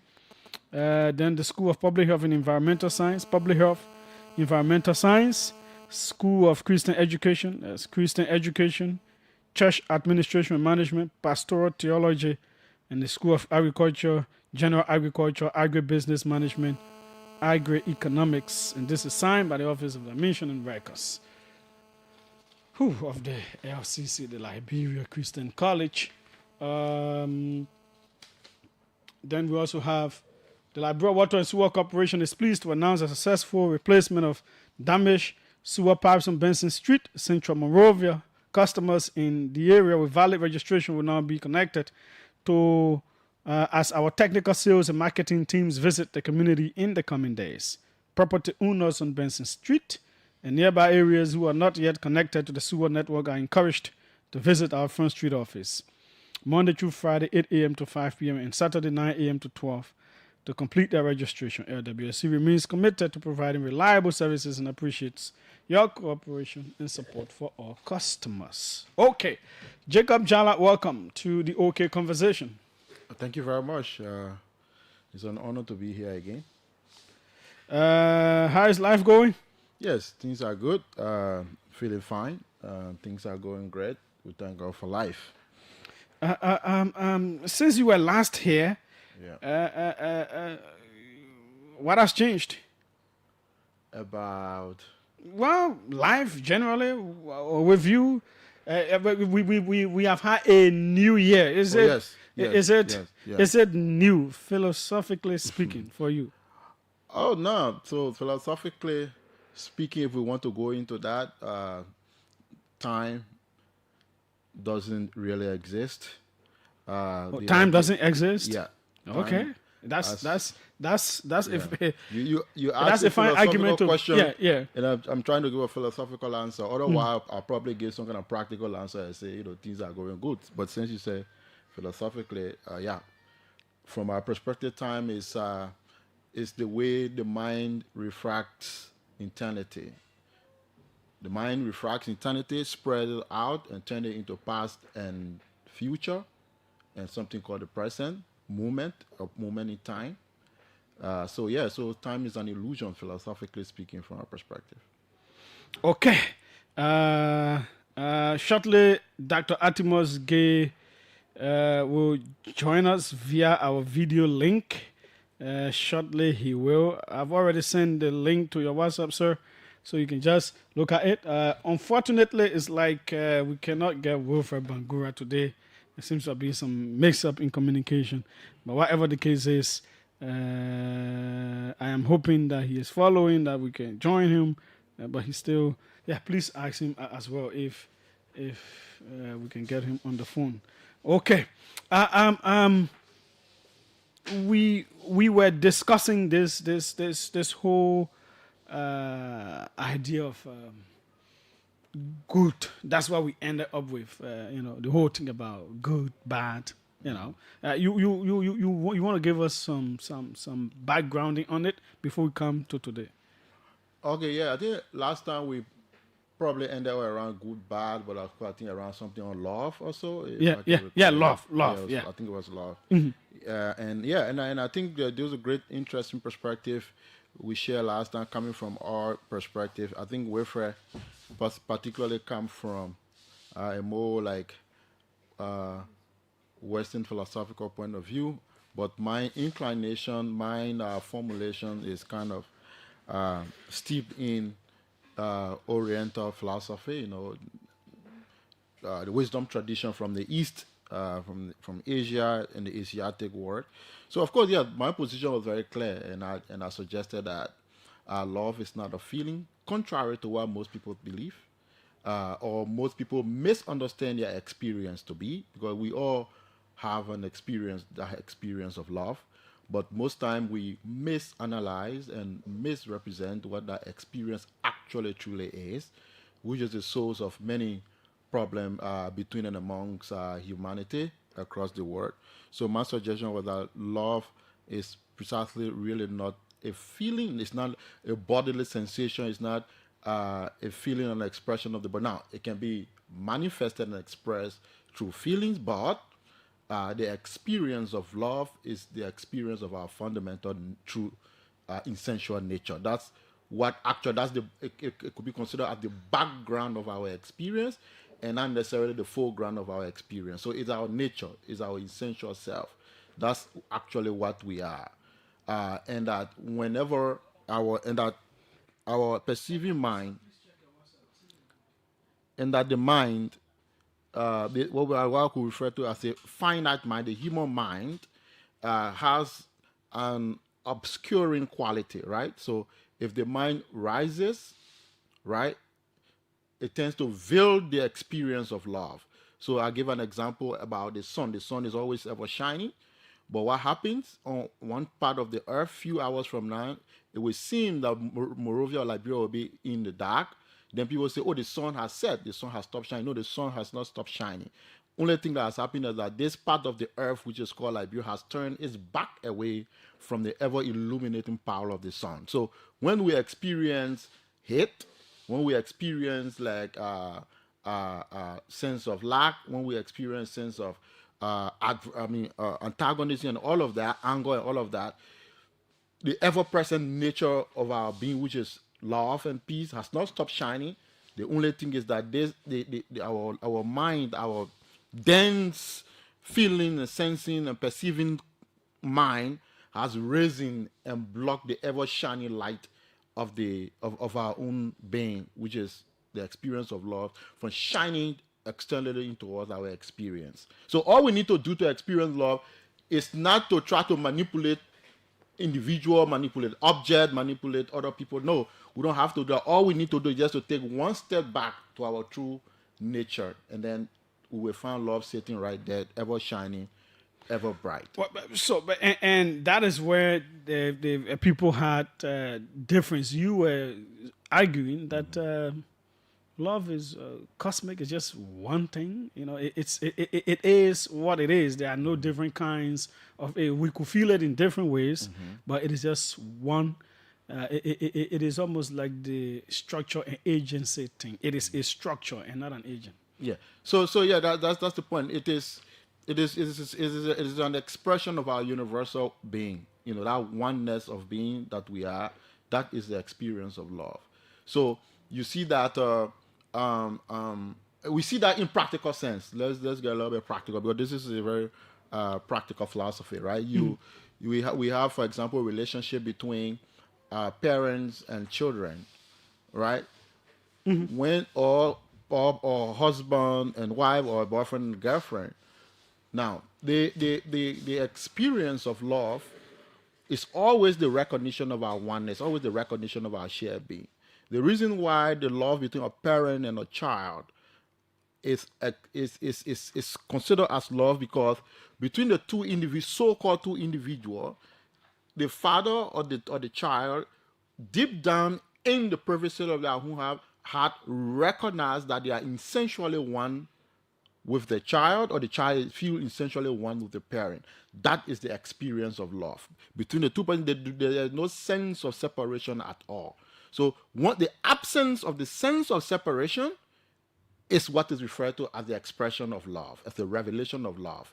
Now, the so-called hate, for example, take the Liberian crisis, for example, right? And we saw bitter battles between tribes.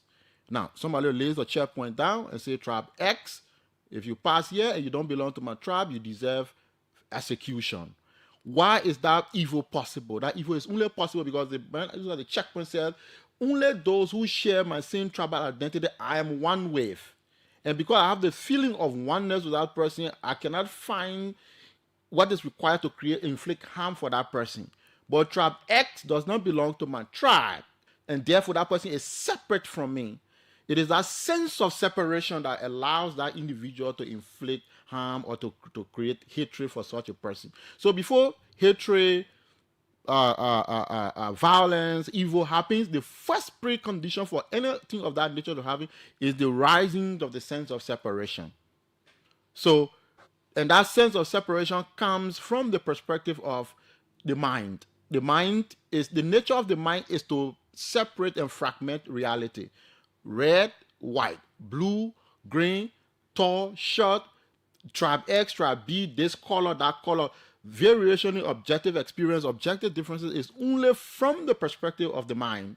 So that's why from this perspective we say what we actually are, we are not the mind, we are not the body, we are the awareness, we are that which is aware of the mind and the body. So we take a step away from our experience as a mind, we take a step away from our experience as a body. We think our body, our mind, and all of these objects appear within us, appear within our experience, but those things are essentially not us.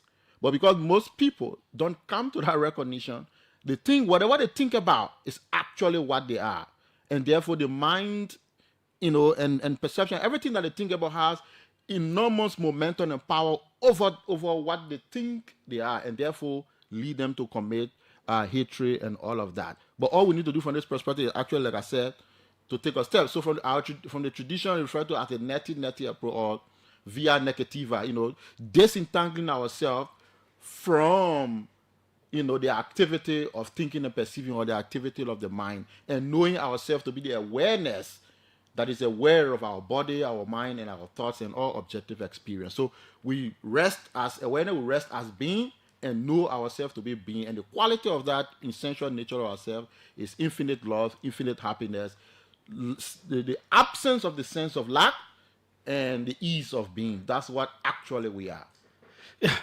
Dr. Gay will join us later. I think there's a little issue there, but he would certainly join us shortly. We have with us Jacob Jala. Too bad the way we intended the panel to be. Some last minute shakeups, but we hope to get Dr. Gay very shortly. So we move on to this whole idea of pain, of suffering. Yeah. And then, is there suffering? Do people really suffer? What is suffering really? Yeah. So, for example, what is suffering is important to define our term. When we say suffering, what do we mean? Because suffering can be, quote unquote, laid out into two major categories, for example. So when we talk about suffering, are we talking about physical pain, or physical danger, or physical harm, or we're talking about psychological suffering? So that separation needs to be made. So for example, if I place my finger in the fire and I get burned, I feel a kind of physical sensation, right? I'm hurt. I feel burned. And that's physical pain. So from the perspective, from this understanding, we say pain is to the body, as suffering, which is emotional suffering, psychological suffering, is to the mind, right? So there's a two key distinction we make. So when we talk about emotional suffering, we talk about the feeling of jealousy. We're talking about the sense of stress. We're talking about depression. We're talking about anger. We're talking about unhappiness. We talk about a sense of despair. We talk about, so those fall in the category of emotional suffering. So that's what we will consider as suffering here. So that's mental. So wouldn't suffering be a one category kind of thing, or like you said in the case of love? Yeah. So like the feeling of not being loved, right? The feeling of not being loved by your partner or by your child, by whoever. That feeling of not being loved is not like a physical force have been inflicted on your body, right? Julius, it's not like that.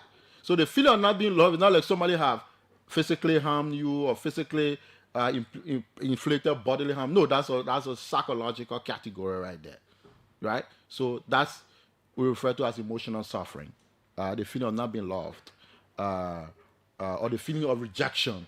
That's an emotional suffering. That's psychological suffering. So when we're looking at these categories, it's better to draw a distinction between what we're talking about, right? So if you have an experience of physical pain, then the best solution to addressing a physical pain is to find a doctor, get to the hospital, try to heal your wounds, because there is a practical solution to physical pain.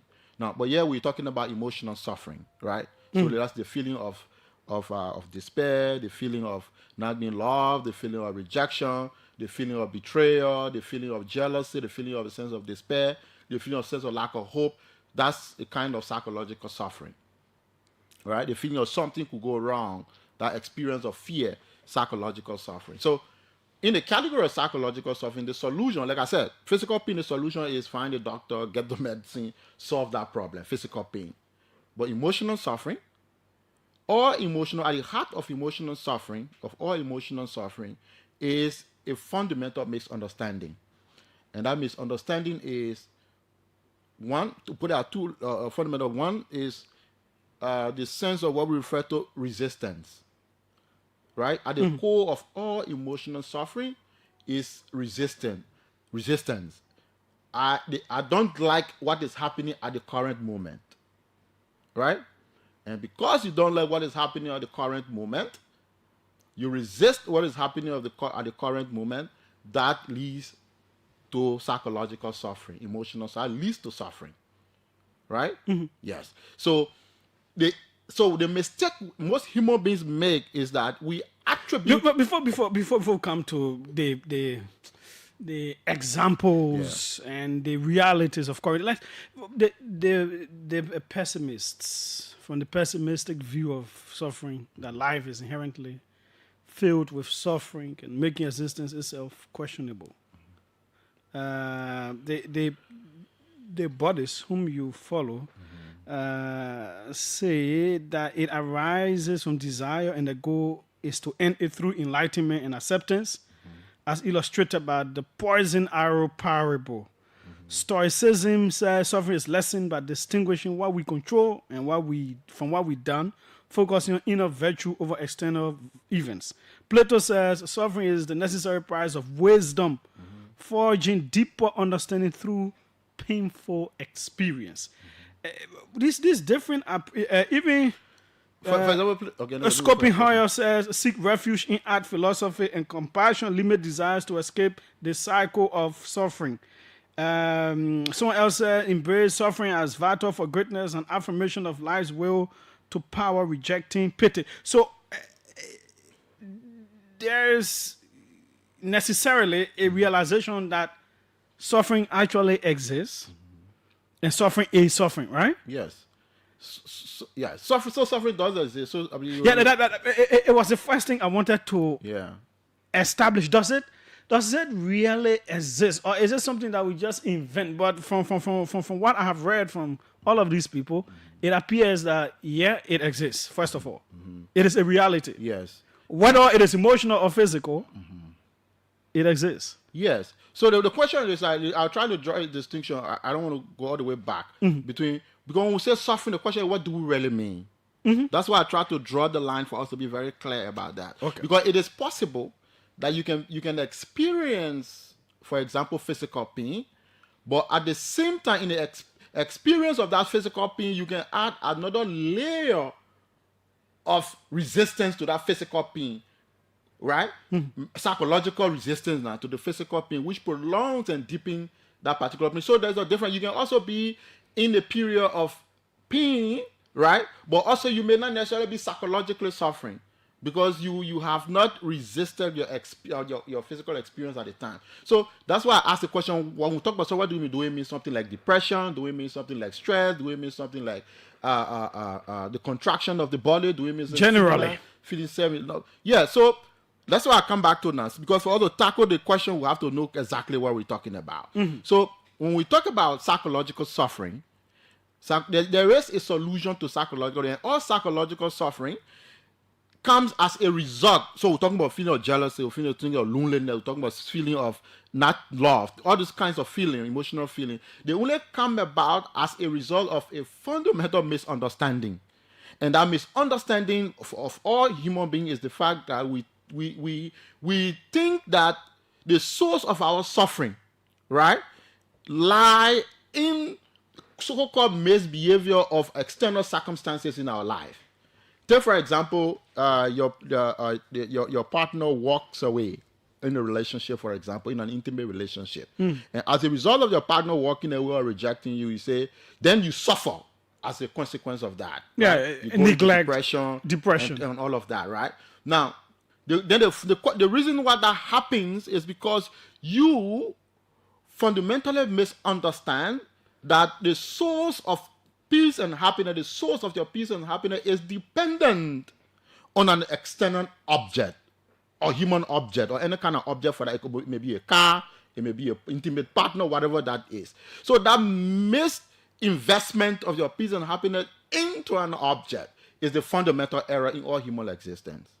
Well, but then one could argue from an environmentalist point of view that we exist in an environment, we interact with different people, and they essentially become a part of us. Yeah. So, but all objective factors, all factors in the environment, let me use your word, are always changing, are always evolving. It's like the weather. The weather is always changing. It's like if you're a human being, even at the cellular level, we're always changing. Most cells are dying, cells are replacing. Things are always changing and things are always evolving. So from this perspective, invest your peace and happiness in things, in environment, in object that is always changing.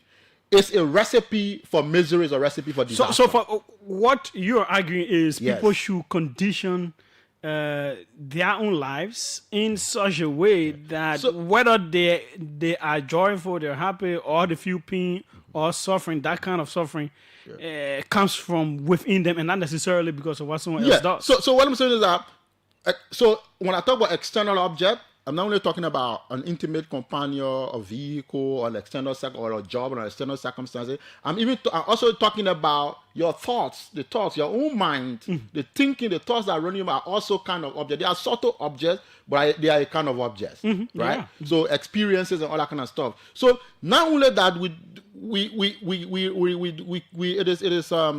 it is a recipe for disaster, a recipe for misery to look for peace and happiness in something that is always changing. Our thoughts are always changing. External objects are always changing. Our intimate companions are always changing. Our children are always changing. The job that we do, things are always changing. The economy is always changing. Things are always changing in the external way, including our own thought. So seeking peace and happiness in things that are always changing is madness. So from this perspective, we say invest your peace and happiness in something that is not that has never changed, that can never change. And that particular experience is the experience of our own being, is our own very nature. Okay. The I that we are never changes. And any investment in peace and happiness has to be invested in our essential nature, which never changes. And when you do that, I want to learn this point because so that it doesn't seem like this teaching or this understanding is like abandoning the world. No. When we look and seek and know ourselves to be infinite joy, causeless peace, infinite happiness, and we know that to be our essential, unchangeable nature, the quality of our relationship improves, not diminishes at all. Because at that point in time, we have liberated objects, we've liberated those around us from providing something for us that they can never provide. An impossible demand. We lift an impossible demand on our intimate companion to provide peace and happiness for us. That has become more practical. And if you're out there, you have interest in this topic, you have some ideas, you can message me with your number. I could call you.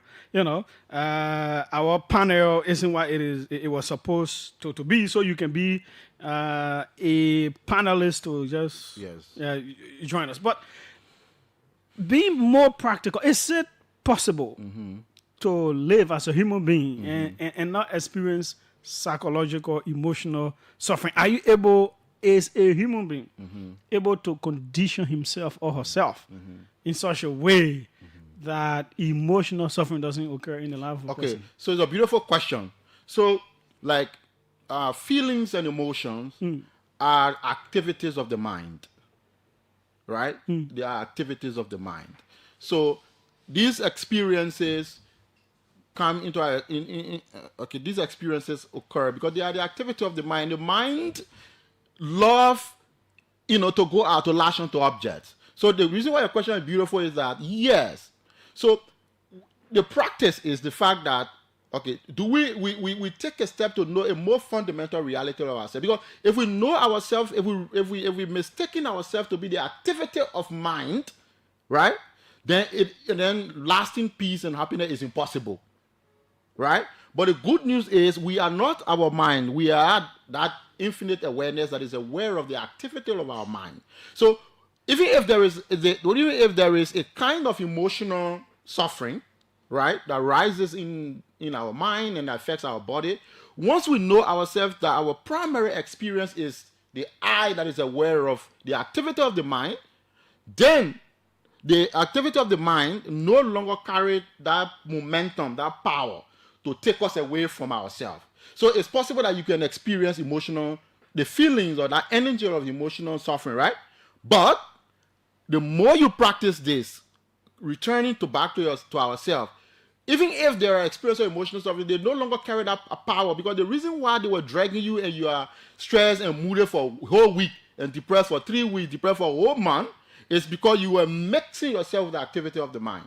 So now if you know yourself, the primary set of the experience, which is that the background of our experience, which is what we actually, I will know ourselves to be that, even if emotional suffering rises, they no longer last long enough, because you are now the infinite space in which that emotional suffering rises.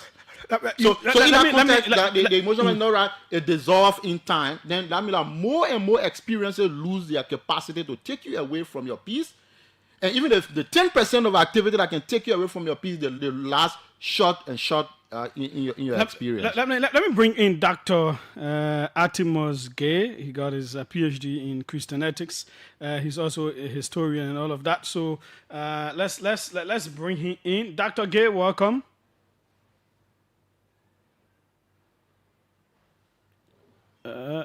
Dr. Gay, do we have him now? My technical people. I'm told that he dropped the line. Dr. Gay, please rejoin us. Please rejoin us. Please, Dr. Gay, please rejoin us. This is getting juicier. Your perspectives are needed as well. So, again, in the Liberian way, is it possible for me as a human being to live a life where if my husband, my wife, my boyfriend, my girlfriend, if they leave me, that I will not suffer the rejection of it? Is it possible that if people do stuff to me, say stuff about me, is it possible for it not to make me feel bad and suffer it and all of that? Is it possible when I lose certain things? Is it possible? Is it doable? And if it is, how can one get to that point? Yeah, but I just explained. Yeah, it was still academic. Okay, so okay, let me give another try in terms of explaining this experience. So let's take for example hurt. Let's take for example hurt. Somebody steps in this door right now and rings an insult, right? Just rings an insult. Yeah. I don't want to repeat that. Just rings an insult. What is going to happen? He doesn't call your name. He doesn't call my name and just come and say, what a silly thing that is happening right now. What is going to happen? Are you going to get hurt? Possibly. No. I mean, if he doesn't say, Julius J, you are X. What if he or she says someone's name? Yes. So when I say, Julius J, you are X, right? Now, first of all, the first time when they said the X word, it just went by. Nobody felt hurt by what they said. But when they came back and said, okay, they pointed that particular word to where they say, Jesus J, you are X, automatically the feeling of hurt rises in your experience, right? Now, and then the question becomes: is it possible for So the reason for me to condition myself for I want us for that thing not to hurt me? Now, I want to investigate that particular. It's a practical example. I want to investigate that. If the hurt was essentially in the words, then by just saying the word, we all will be hurt. If the hurt was essentially in the words that were used, then we all will be hurt. But the hurt is not essentially in the word. The words are neutral. It is our It is your resistance to the word that causes the feeling of hurt in you.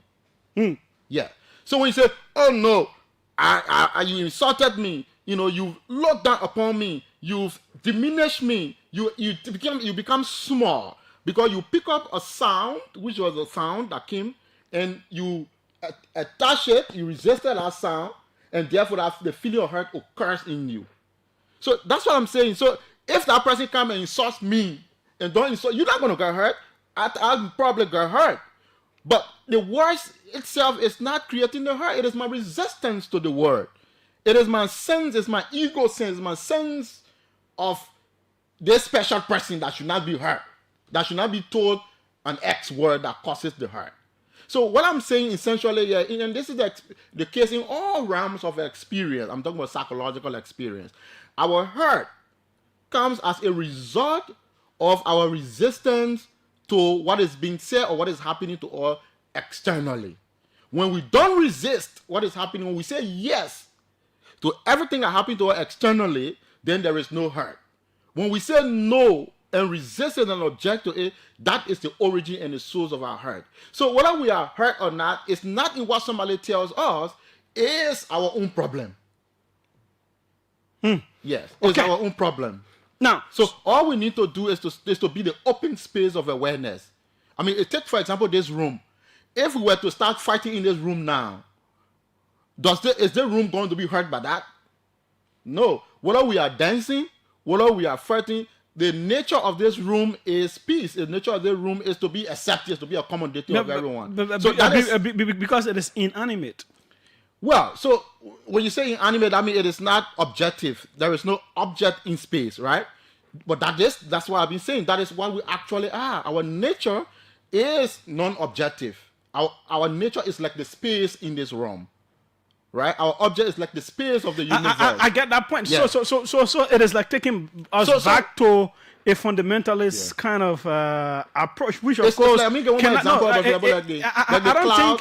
don't think it can suffice.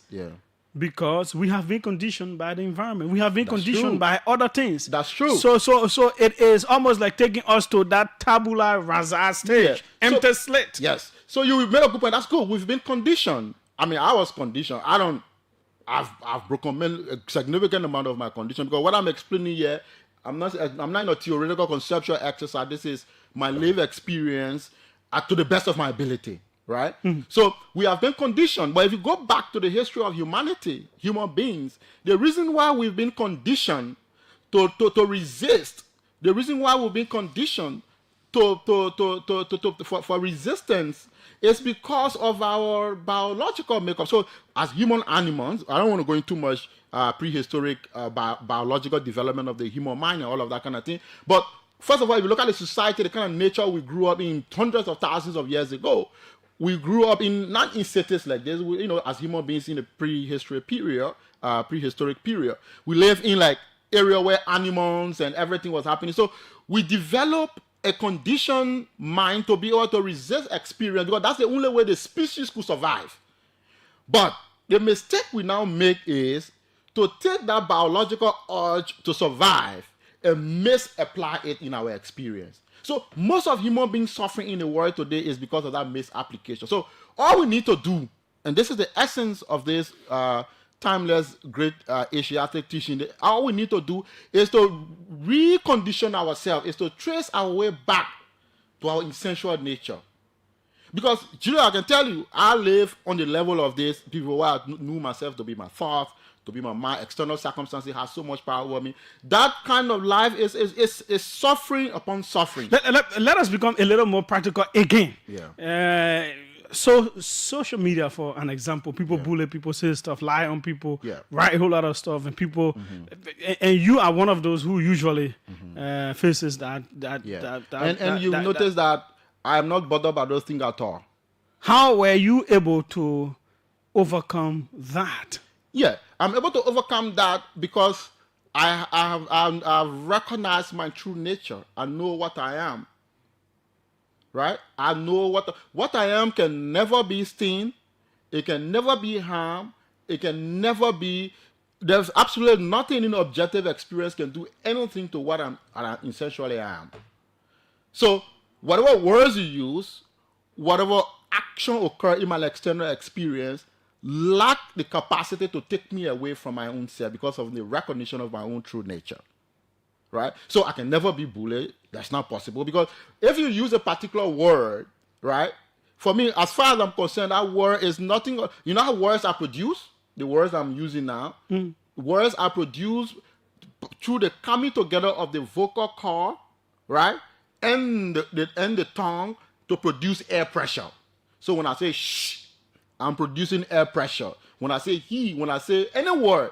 So just air pressure creates violence, create war, make people go to war and go to battle and destroy human life. I mean, that's the nature of the insanity of the human experience.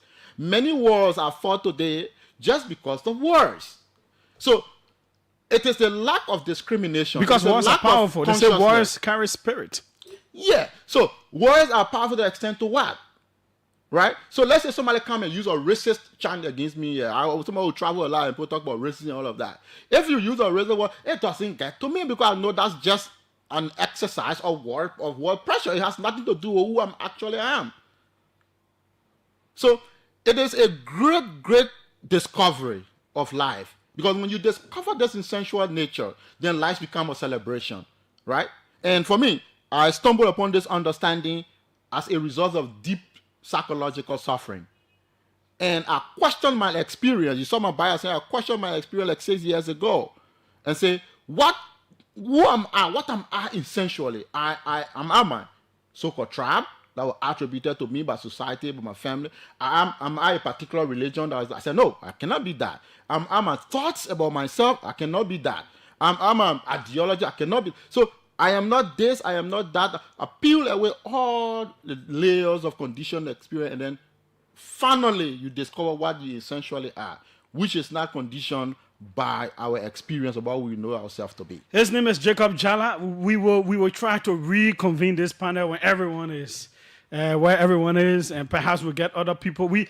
This is a deep discussion, and on this point, because a whole lot of people out there can relate to neglect, to abandonment, to people saying stuff about you, lying on you, gossiping about you. I think I'm told that we have Dr. Gay now. If we cannot get him today, that would be okay. We can still reschedule this. There's still a whole lot we haven't gone through, but this point is very significant. Dr. Gay, welcome.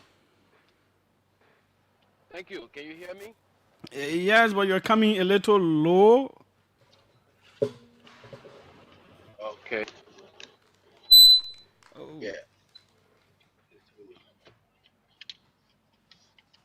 Is it much better? Yeah. Much better. Well, welcome to the OK conversation. Because of lack of time, I will not do all of the introductions. Hopefully we'll have the full panel again when it is better arranged. We can do all of that. But welcome. You're also a historian. You are also you have your PhD in Christian ethics and all those kinds of things. How is life going? Life is going well, especially in reflection of our Martin Luther King Jr. Day.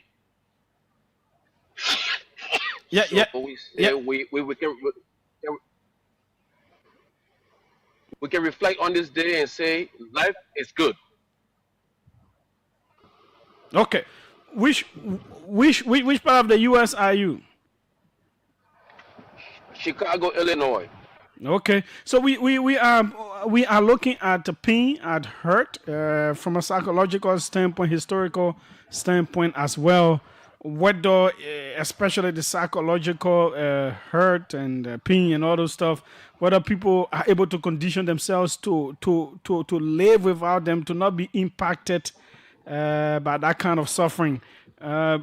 Give us some historical, philosophical understandings of these.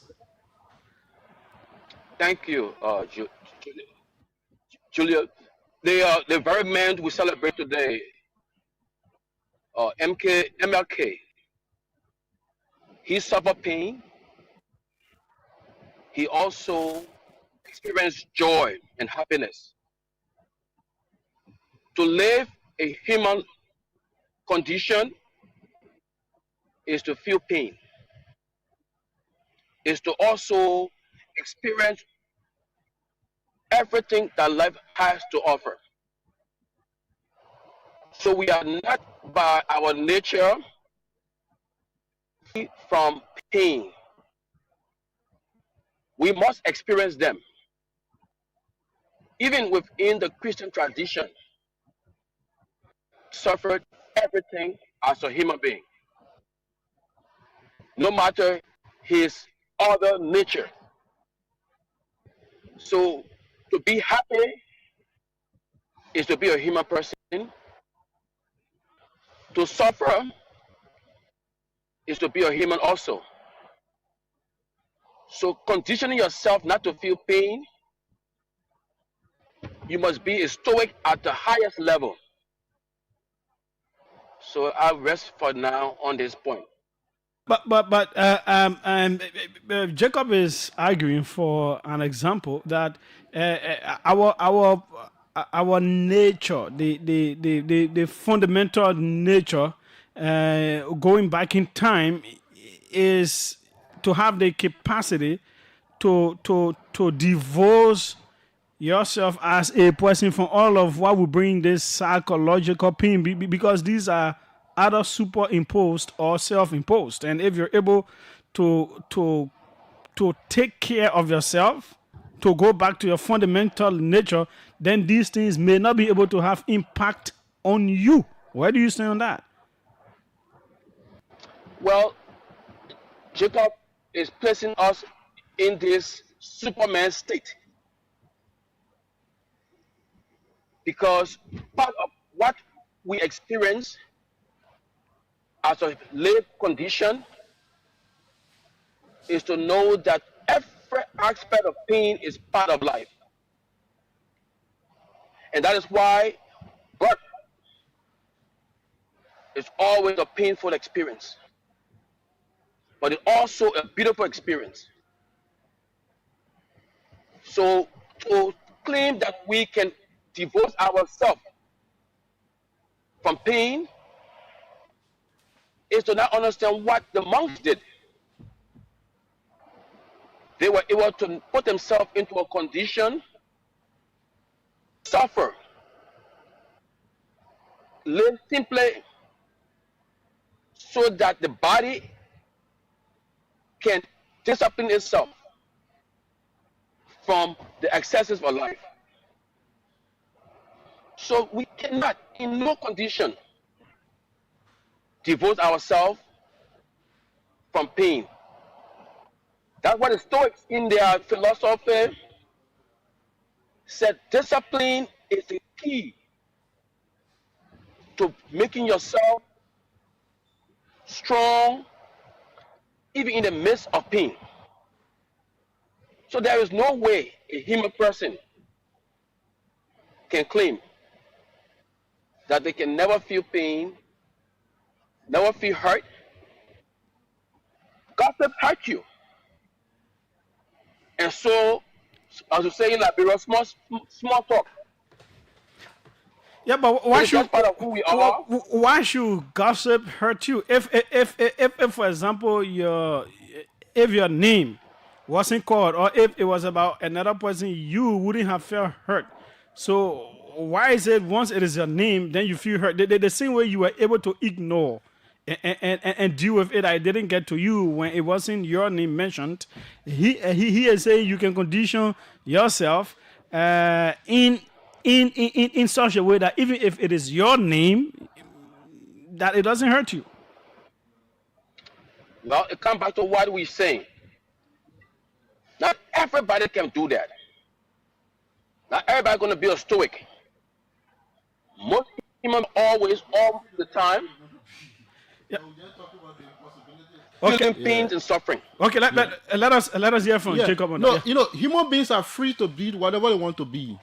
You are free to suffer. You are free to live in ignorance. We live in a free world. This is a free country. It's a free world, right? So, my suggestion I'm making here is my contribution to the discussion. I don't run a mission. I don't run an evangelical movement recruiting people. If you think you're enjoying your suffering, you may continue to suffer. But for those who have suffered, and I experienced that, who have suffered deeply psychological suffering I'm referring to, and are looking for a way out, I am suggesting that there is a way out because I found a way out, right? Through investigation of my experience. So I'm telling you now that a great deal, to a significant extent, most of our suffering is caused by ourselves, by our resistance to objective experience, or by our lack of discrimination. That's my suggestion. So somebody makes a racist comment. How am I going to be hurt by that? I'm saying it is possible not to be hurt by that.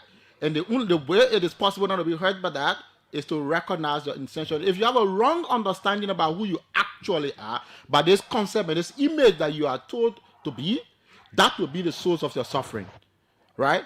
So in the context of an intimate companionship, if you're an intimate companion, relationship with such a person, and if you really want to have a good quality intimate companionship, the basis for that is freedom, right? Is freedom, is to allow all parties involved in that intimate companionship to be there simply because of their willingness for the expression and the celebration of love.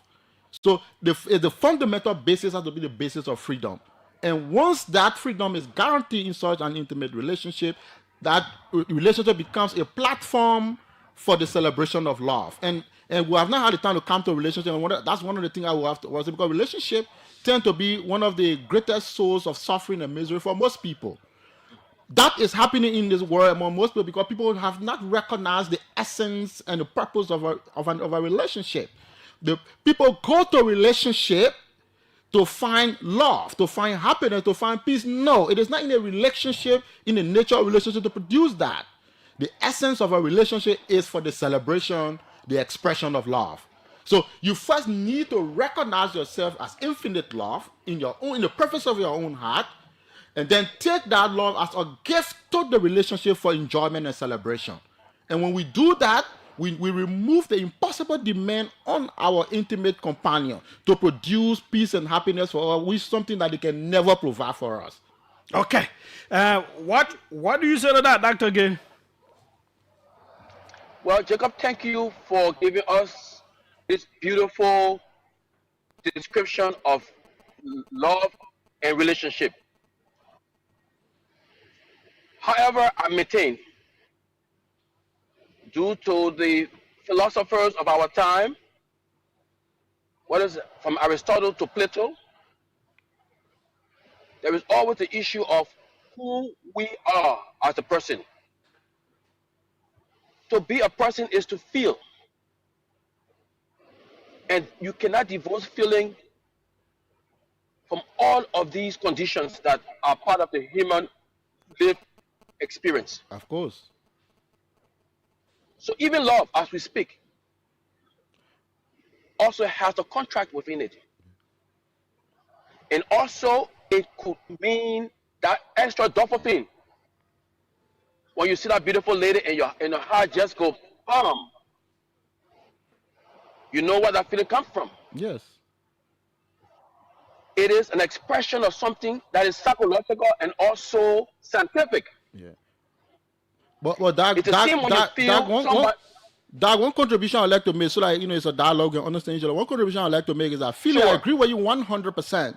That feeling is a part of our embodied experience. Once we're walking in this body, flesh and bones, we are bound to experience feelings. Correct. However, part of this wisdom tradition is to investigate the nature of our feelings, so that our feelings no longer carry that ability to take us away from ourselves, to drag us here and there. So we as a philosopher, we investigate the nature of our feelings. Now, if we investigate the nature of our feelings, then we understand what our feeling is, and therefore our feeling no longer, carry a devastating characteristic or devastating potential to take us away from ourselves, or even to undermine the quality of our experience. That's the point. So we don't live blindly. That's the point I'm trying to make. Because we investigate our feeling. What is the nature of this feeling? What is the source of this feeling? So therefore we don't misapply our feeling. You see many things today, many kind of violence in relationship. You see crimes, all kinds of violent crimes happening all over the world, because most people do not investigate the nature of their feelings. They get lost in their feelings, which is a recipe for so many crises in the world today. So as part of enlightened experience, as part of conscious living, enlightened living, is to be able to investigate our experience, to investigate our feelings. And if we really investigate our feelings, we will know that there can be a feeling of compassion, yes. If I'm passing down the street right now and somebody is violating a child, that violation of that child is going to provoke a kind of feeling in me. Of course, it will do that. But since that feeling that it provokes in me, that feeling cannot create hurt and suffering for me, because that feeling it provokes in me comes from the experience of love, intelligence, and beauty. But then Jacob, yeah, if you said that, then the issue of love is also, because if I love someone, I put myself in their shoes. So that case mentioned is being violated. It requires me to remove myself. We seem to be having issues with the suffering.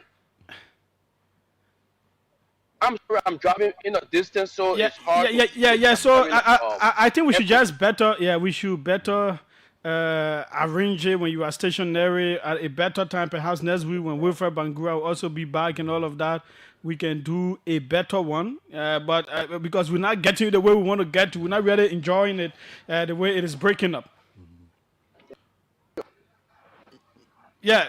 Sure. So I will just sign out. Yeah, sure. That was Dr. Artemus Gay. You have been following. We want to hear from you all as well. So we just hold on right on this point about psychological, emotional suffering and issues of depression, rejection. Are you able to condition yourself? Zach, you can just let the online guests go. Zach, yeah. Are you able? I also want to hear from experts. I want to hear from students of psychology and so many other things. Yeah. Because you see, one thing I'll come to her, but I want to make a point. So this understanding is not like try so hard to suppress your feelings, suppress your experience. No, that would be an act of escapism, and that's even impossible. You can never suppress your mind. Because the more the feelings and the mind it's like it's like water in the bucket, right? If you try to suppress the water, push the water down, what's going to happen? The water going to spill over. Or maybe like you place a boiling pot on water and on fire and seal it and keeps boiling. By the time you reach 100 degrees or even past that degree, that bottle is going to explode. So it's not about suppressing our feelings and our emotions. It's about understanding. That's what I'm trying to say. It's about understanding what is this experience. This approach is like an approach of a scientist. We want to go to the heart of our experience to investigate what is the source of this experience, and because once you understand, you are liberated, you are free. It's about understanding. And so people could say write stuff about you on social media, and it doesn't bother you. No, it doesn't bother me because for example, rejection. Why you think many people contract, many people feel shy or all of that because of rejection? Or for example, why you think it happens? No, because then it brings me to a very critical point. Mm-hmm. you talk about suppressing it, others would suppress, which of course is even more. It doesn't work. Is more dangerous. Yes. Could lead to resentment and over explosion and all of that. So it could even lead to resignation and more unhappiness. So the difference between trying to suppress it, someone could write or say stuff about you and you say you don't have crime, but deep down in you, it is paining you. But, exactly. But you just don't show. So on this path, you can fool other people, but you cannot fool yourself. Yeah, you cannot fool yourself. So if you say, "Oh, I'm a strong man, I think you talk, I'm not bothered by it," you may fool a few people. That's up to you, but you cannot fool yourself. So it's not about now. In my experience, right? Maybe you have a practical question. Do I have this experience? Do I have feelings? Oh, yes, I do get them. Right? But there are two kinds of feelings. I talk about that, right? There is compassion, right? Because a child has been violated. I don't like that, right? But that compassion, that feeling does not come on the back of a sense of the ego self or the sense of lack or the sense of limitation. No, it comes from love. But there are certain kinds of feelings that rises on behalf of a contracted, limited self. Take, for example, somebody comes and says, Jacob, you are not good enough, right? You are dumb or you're not good enough, right? Any feeling that rises in rejection of that comment, that feeling is rising on behalf of the sense of limitation. Because I'm waiting, I want a sweet word from that person to validate me, to give me a sense of completion, a sense of wholeness, because I feel a sense of lack, I contracted. But what if I see myself as infinite, expanded, unlimited self? So whether you say I'm silly or I'm good, I'm indifferent to both praises and condemnation. Because I'm not seeking your approval, I'm not seeking your value, I'm not seeking your nice. Well, if you give it to me, I accept it. If you don't give it to me, it's no problem. Right? But if I see myself to be a limited fragment, a limited ego self, then I'm looking for aggrandizement, I'm looking for validation, I'm looking for a sense of completion because I know myself to be small and limited. Let's take a few calls on 777-700-995, 555-995-995. I still did not get messages from people to say, okay, call me up on this topic. Why? Is it a tough topic? Is it one of those? Discussion is splitting heads. This topic is interesting. Please ask your guests whether a heart can be broken or whether broken heart exists. 777-700-995. Let's come on this end. Welcome. Let's hear you. Julius, how you doing? I'm fine. Go ahead.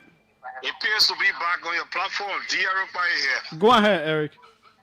Julius, everyone faces or experiences pain. Everyone. But like, hello?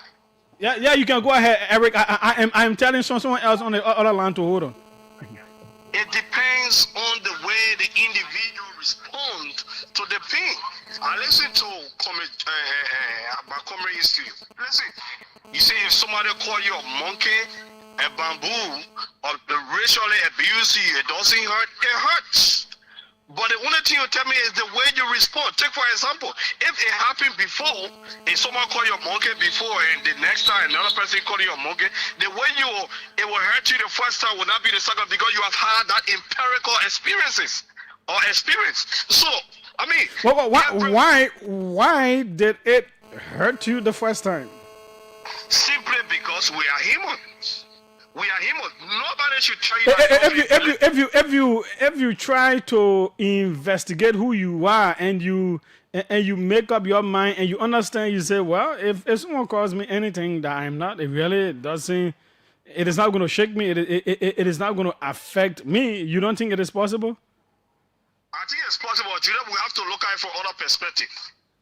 People have different approaches people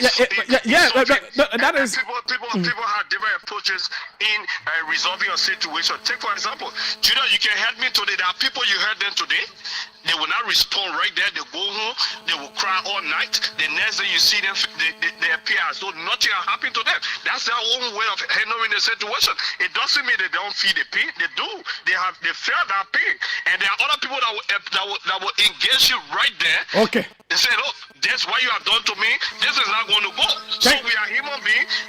It stands from the cultural standpoint, from the psychological standpoint, the biological standpoint, but these things are possible. Yeah. Those are I'll come back to you, Jacob. Those are the environmental factors. Thanks so kindly. Let's take Delano Bryant right here as well. I'm seeing Mamesi Kabal calling as well. Delano, welcome.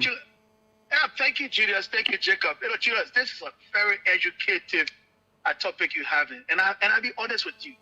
I've been one person like that the past years ago. I was one person who always tried to respond to things when people suppose decision on me, and I feel that at some point I'm going to respond. But either person always tell me, say, respond. And the other day, sometimes you respond and you realize your point of responding has no significant impact on you. And you ask yourself, why should I even respond? From today, I learned something very important. What is inside is what controls you. That's the inner self. But at some point, you have to suppress it to ask yourself a question. What kind of impact is really happening on me? Or what kind of impact does it actually happen on me? Jacob says something that's very salient. He talk about, as a human, you have to feel pain. Like even the doctor said the same thing. We go through pain. But it's not everything that has direct impact on us. Sometimes we respond to it and we try to experience the pain. There's some pain we can ignore that has no serious impact on us. Like he said, he gave an example, you're in the studio and somebody walk into the studio and just say, why is foolish going on? Why something foolish going on here? We are referring to anybody. Sometimes emotionally your job, but why is it you saying foolish? We are not calling in, you want to respond. And sometimes it's not necessary. And the best way to operate sometimes is to ignore. And every time you ignore some of these things, it gives you strength. And I actually learned something new today, is that we have to be mature in our response. We have to control ourselves. What is inside sometimes is not everything that defines us. So So even sometimes when they take the engineering contract, you can just walk away. Julius, I've done that. Let me give you another example. I can leave your life. Julius, 2016, 2017. I bid up for some project, Julius. Got the contract, and at some point, I was denied the opportunity. Julius, somebody told me, man, run to the media. Go to the media. They think they'll fight for it. And I said to myself, should I go to the media? I sat in my office. I cried for days, Julius. I'm talking about almost 700,000 contract. I cried for days. But then I go to the radio station. I said to myself, if I go to the radio station, what will be the next thing? No other person will trust me. It's like everything you want in life will always come your way. Let me just let it go. So sometimes some things I just let it go, and it's just not my time, and I'll try it again. Thanks so kindly. Let's keep the kind of conversation. Sure. Engineer Delano Bryant, thanks so kindly. 777-700-995, 555-995-995. Let's see who's on this line. Welcome. Let's hear you. Yeah. Hello. Yes, this is Flumo calling from Real Life. Yes, go ahead. Yeah, my question to the Jersey studio.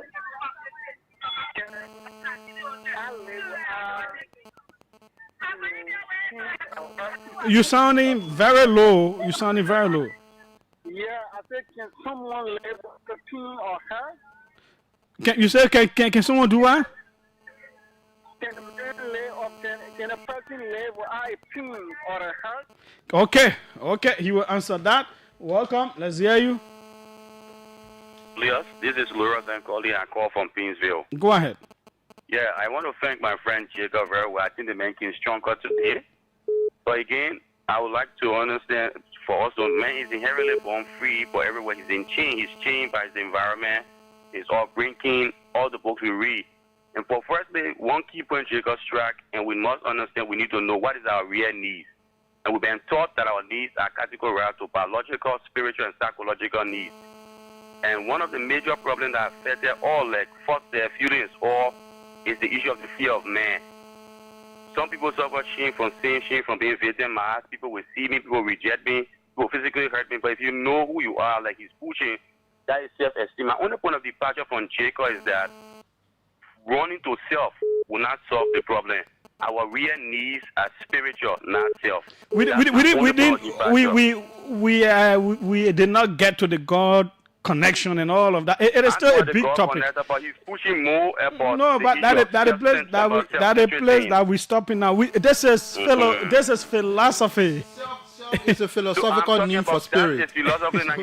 Yeah, we being philosophical. Thanks, but thanks so kindly. We've not reached that point. We still got plenty before we get to the connection with God and all of that. When the whole team is here, we will get there. Let's see who's right here. Welcome. Let's hear you. Hello. Yeah, my concern is he said. What is your name first of all? Can you please introduce yourself? My name is Moses, and I'm calling from Brazil. Mm-hmm. He said you can forget what people say. If somebody say you are a blind monkey, and why is there that would make you that will not? Why is there that to somebody has said such a word to you that will motivate you not to feel hurt? What is that? I'm not getting you clearly.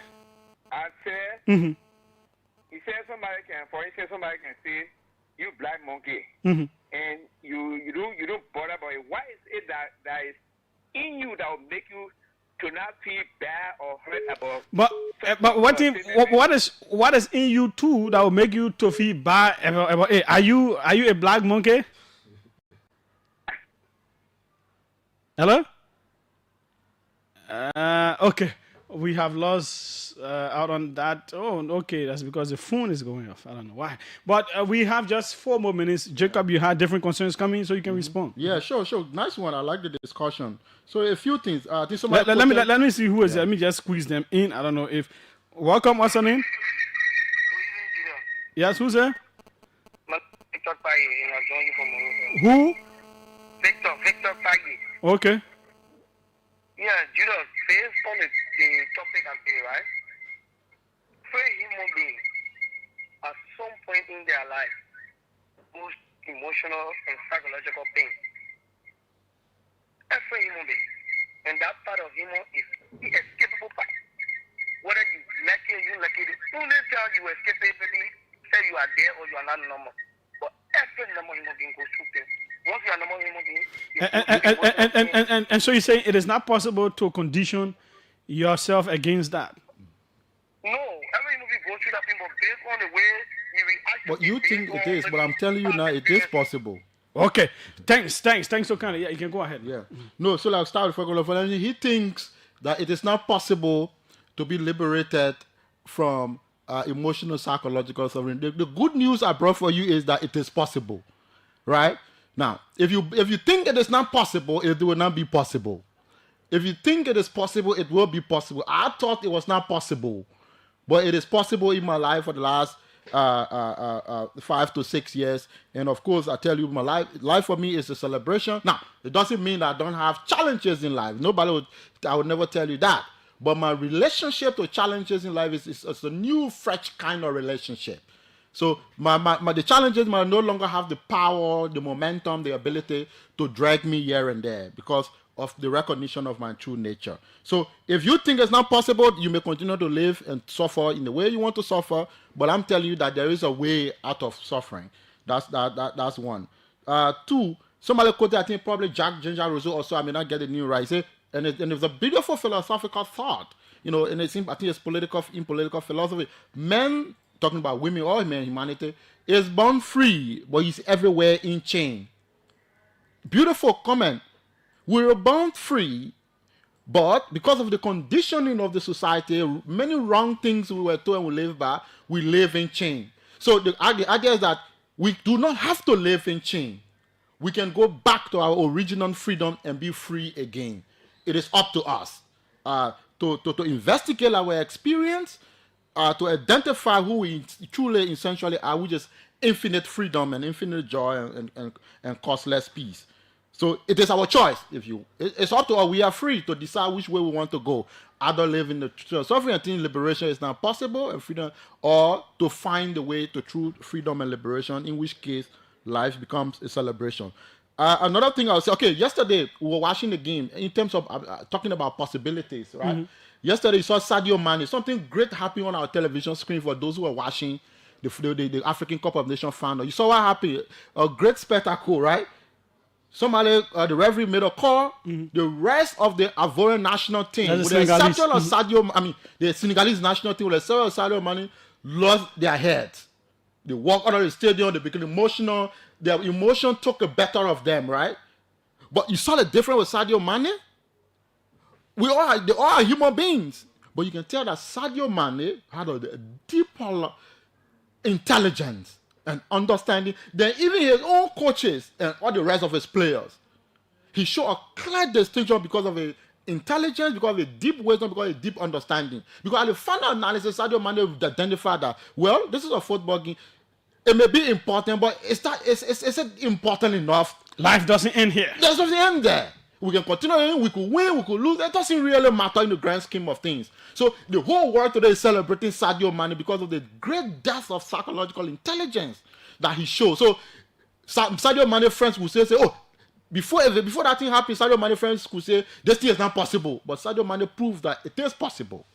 His name is... The way to freedom and freedom is possible. The mass majority of human beings don't believe it's possible. That's the reason for the many suffering in the world. So they feel that thing is possible. They have peace and life joy. is a celebration. Life is a celebration. His name is Jacob Jala, always with the phrase, life is a celebration. My name is Julius J. Tomorrow will be another day right here on the OK Conversation on OKFM 99.5. We're out.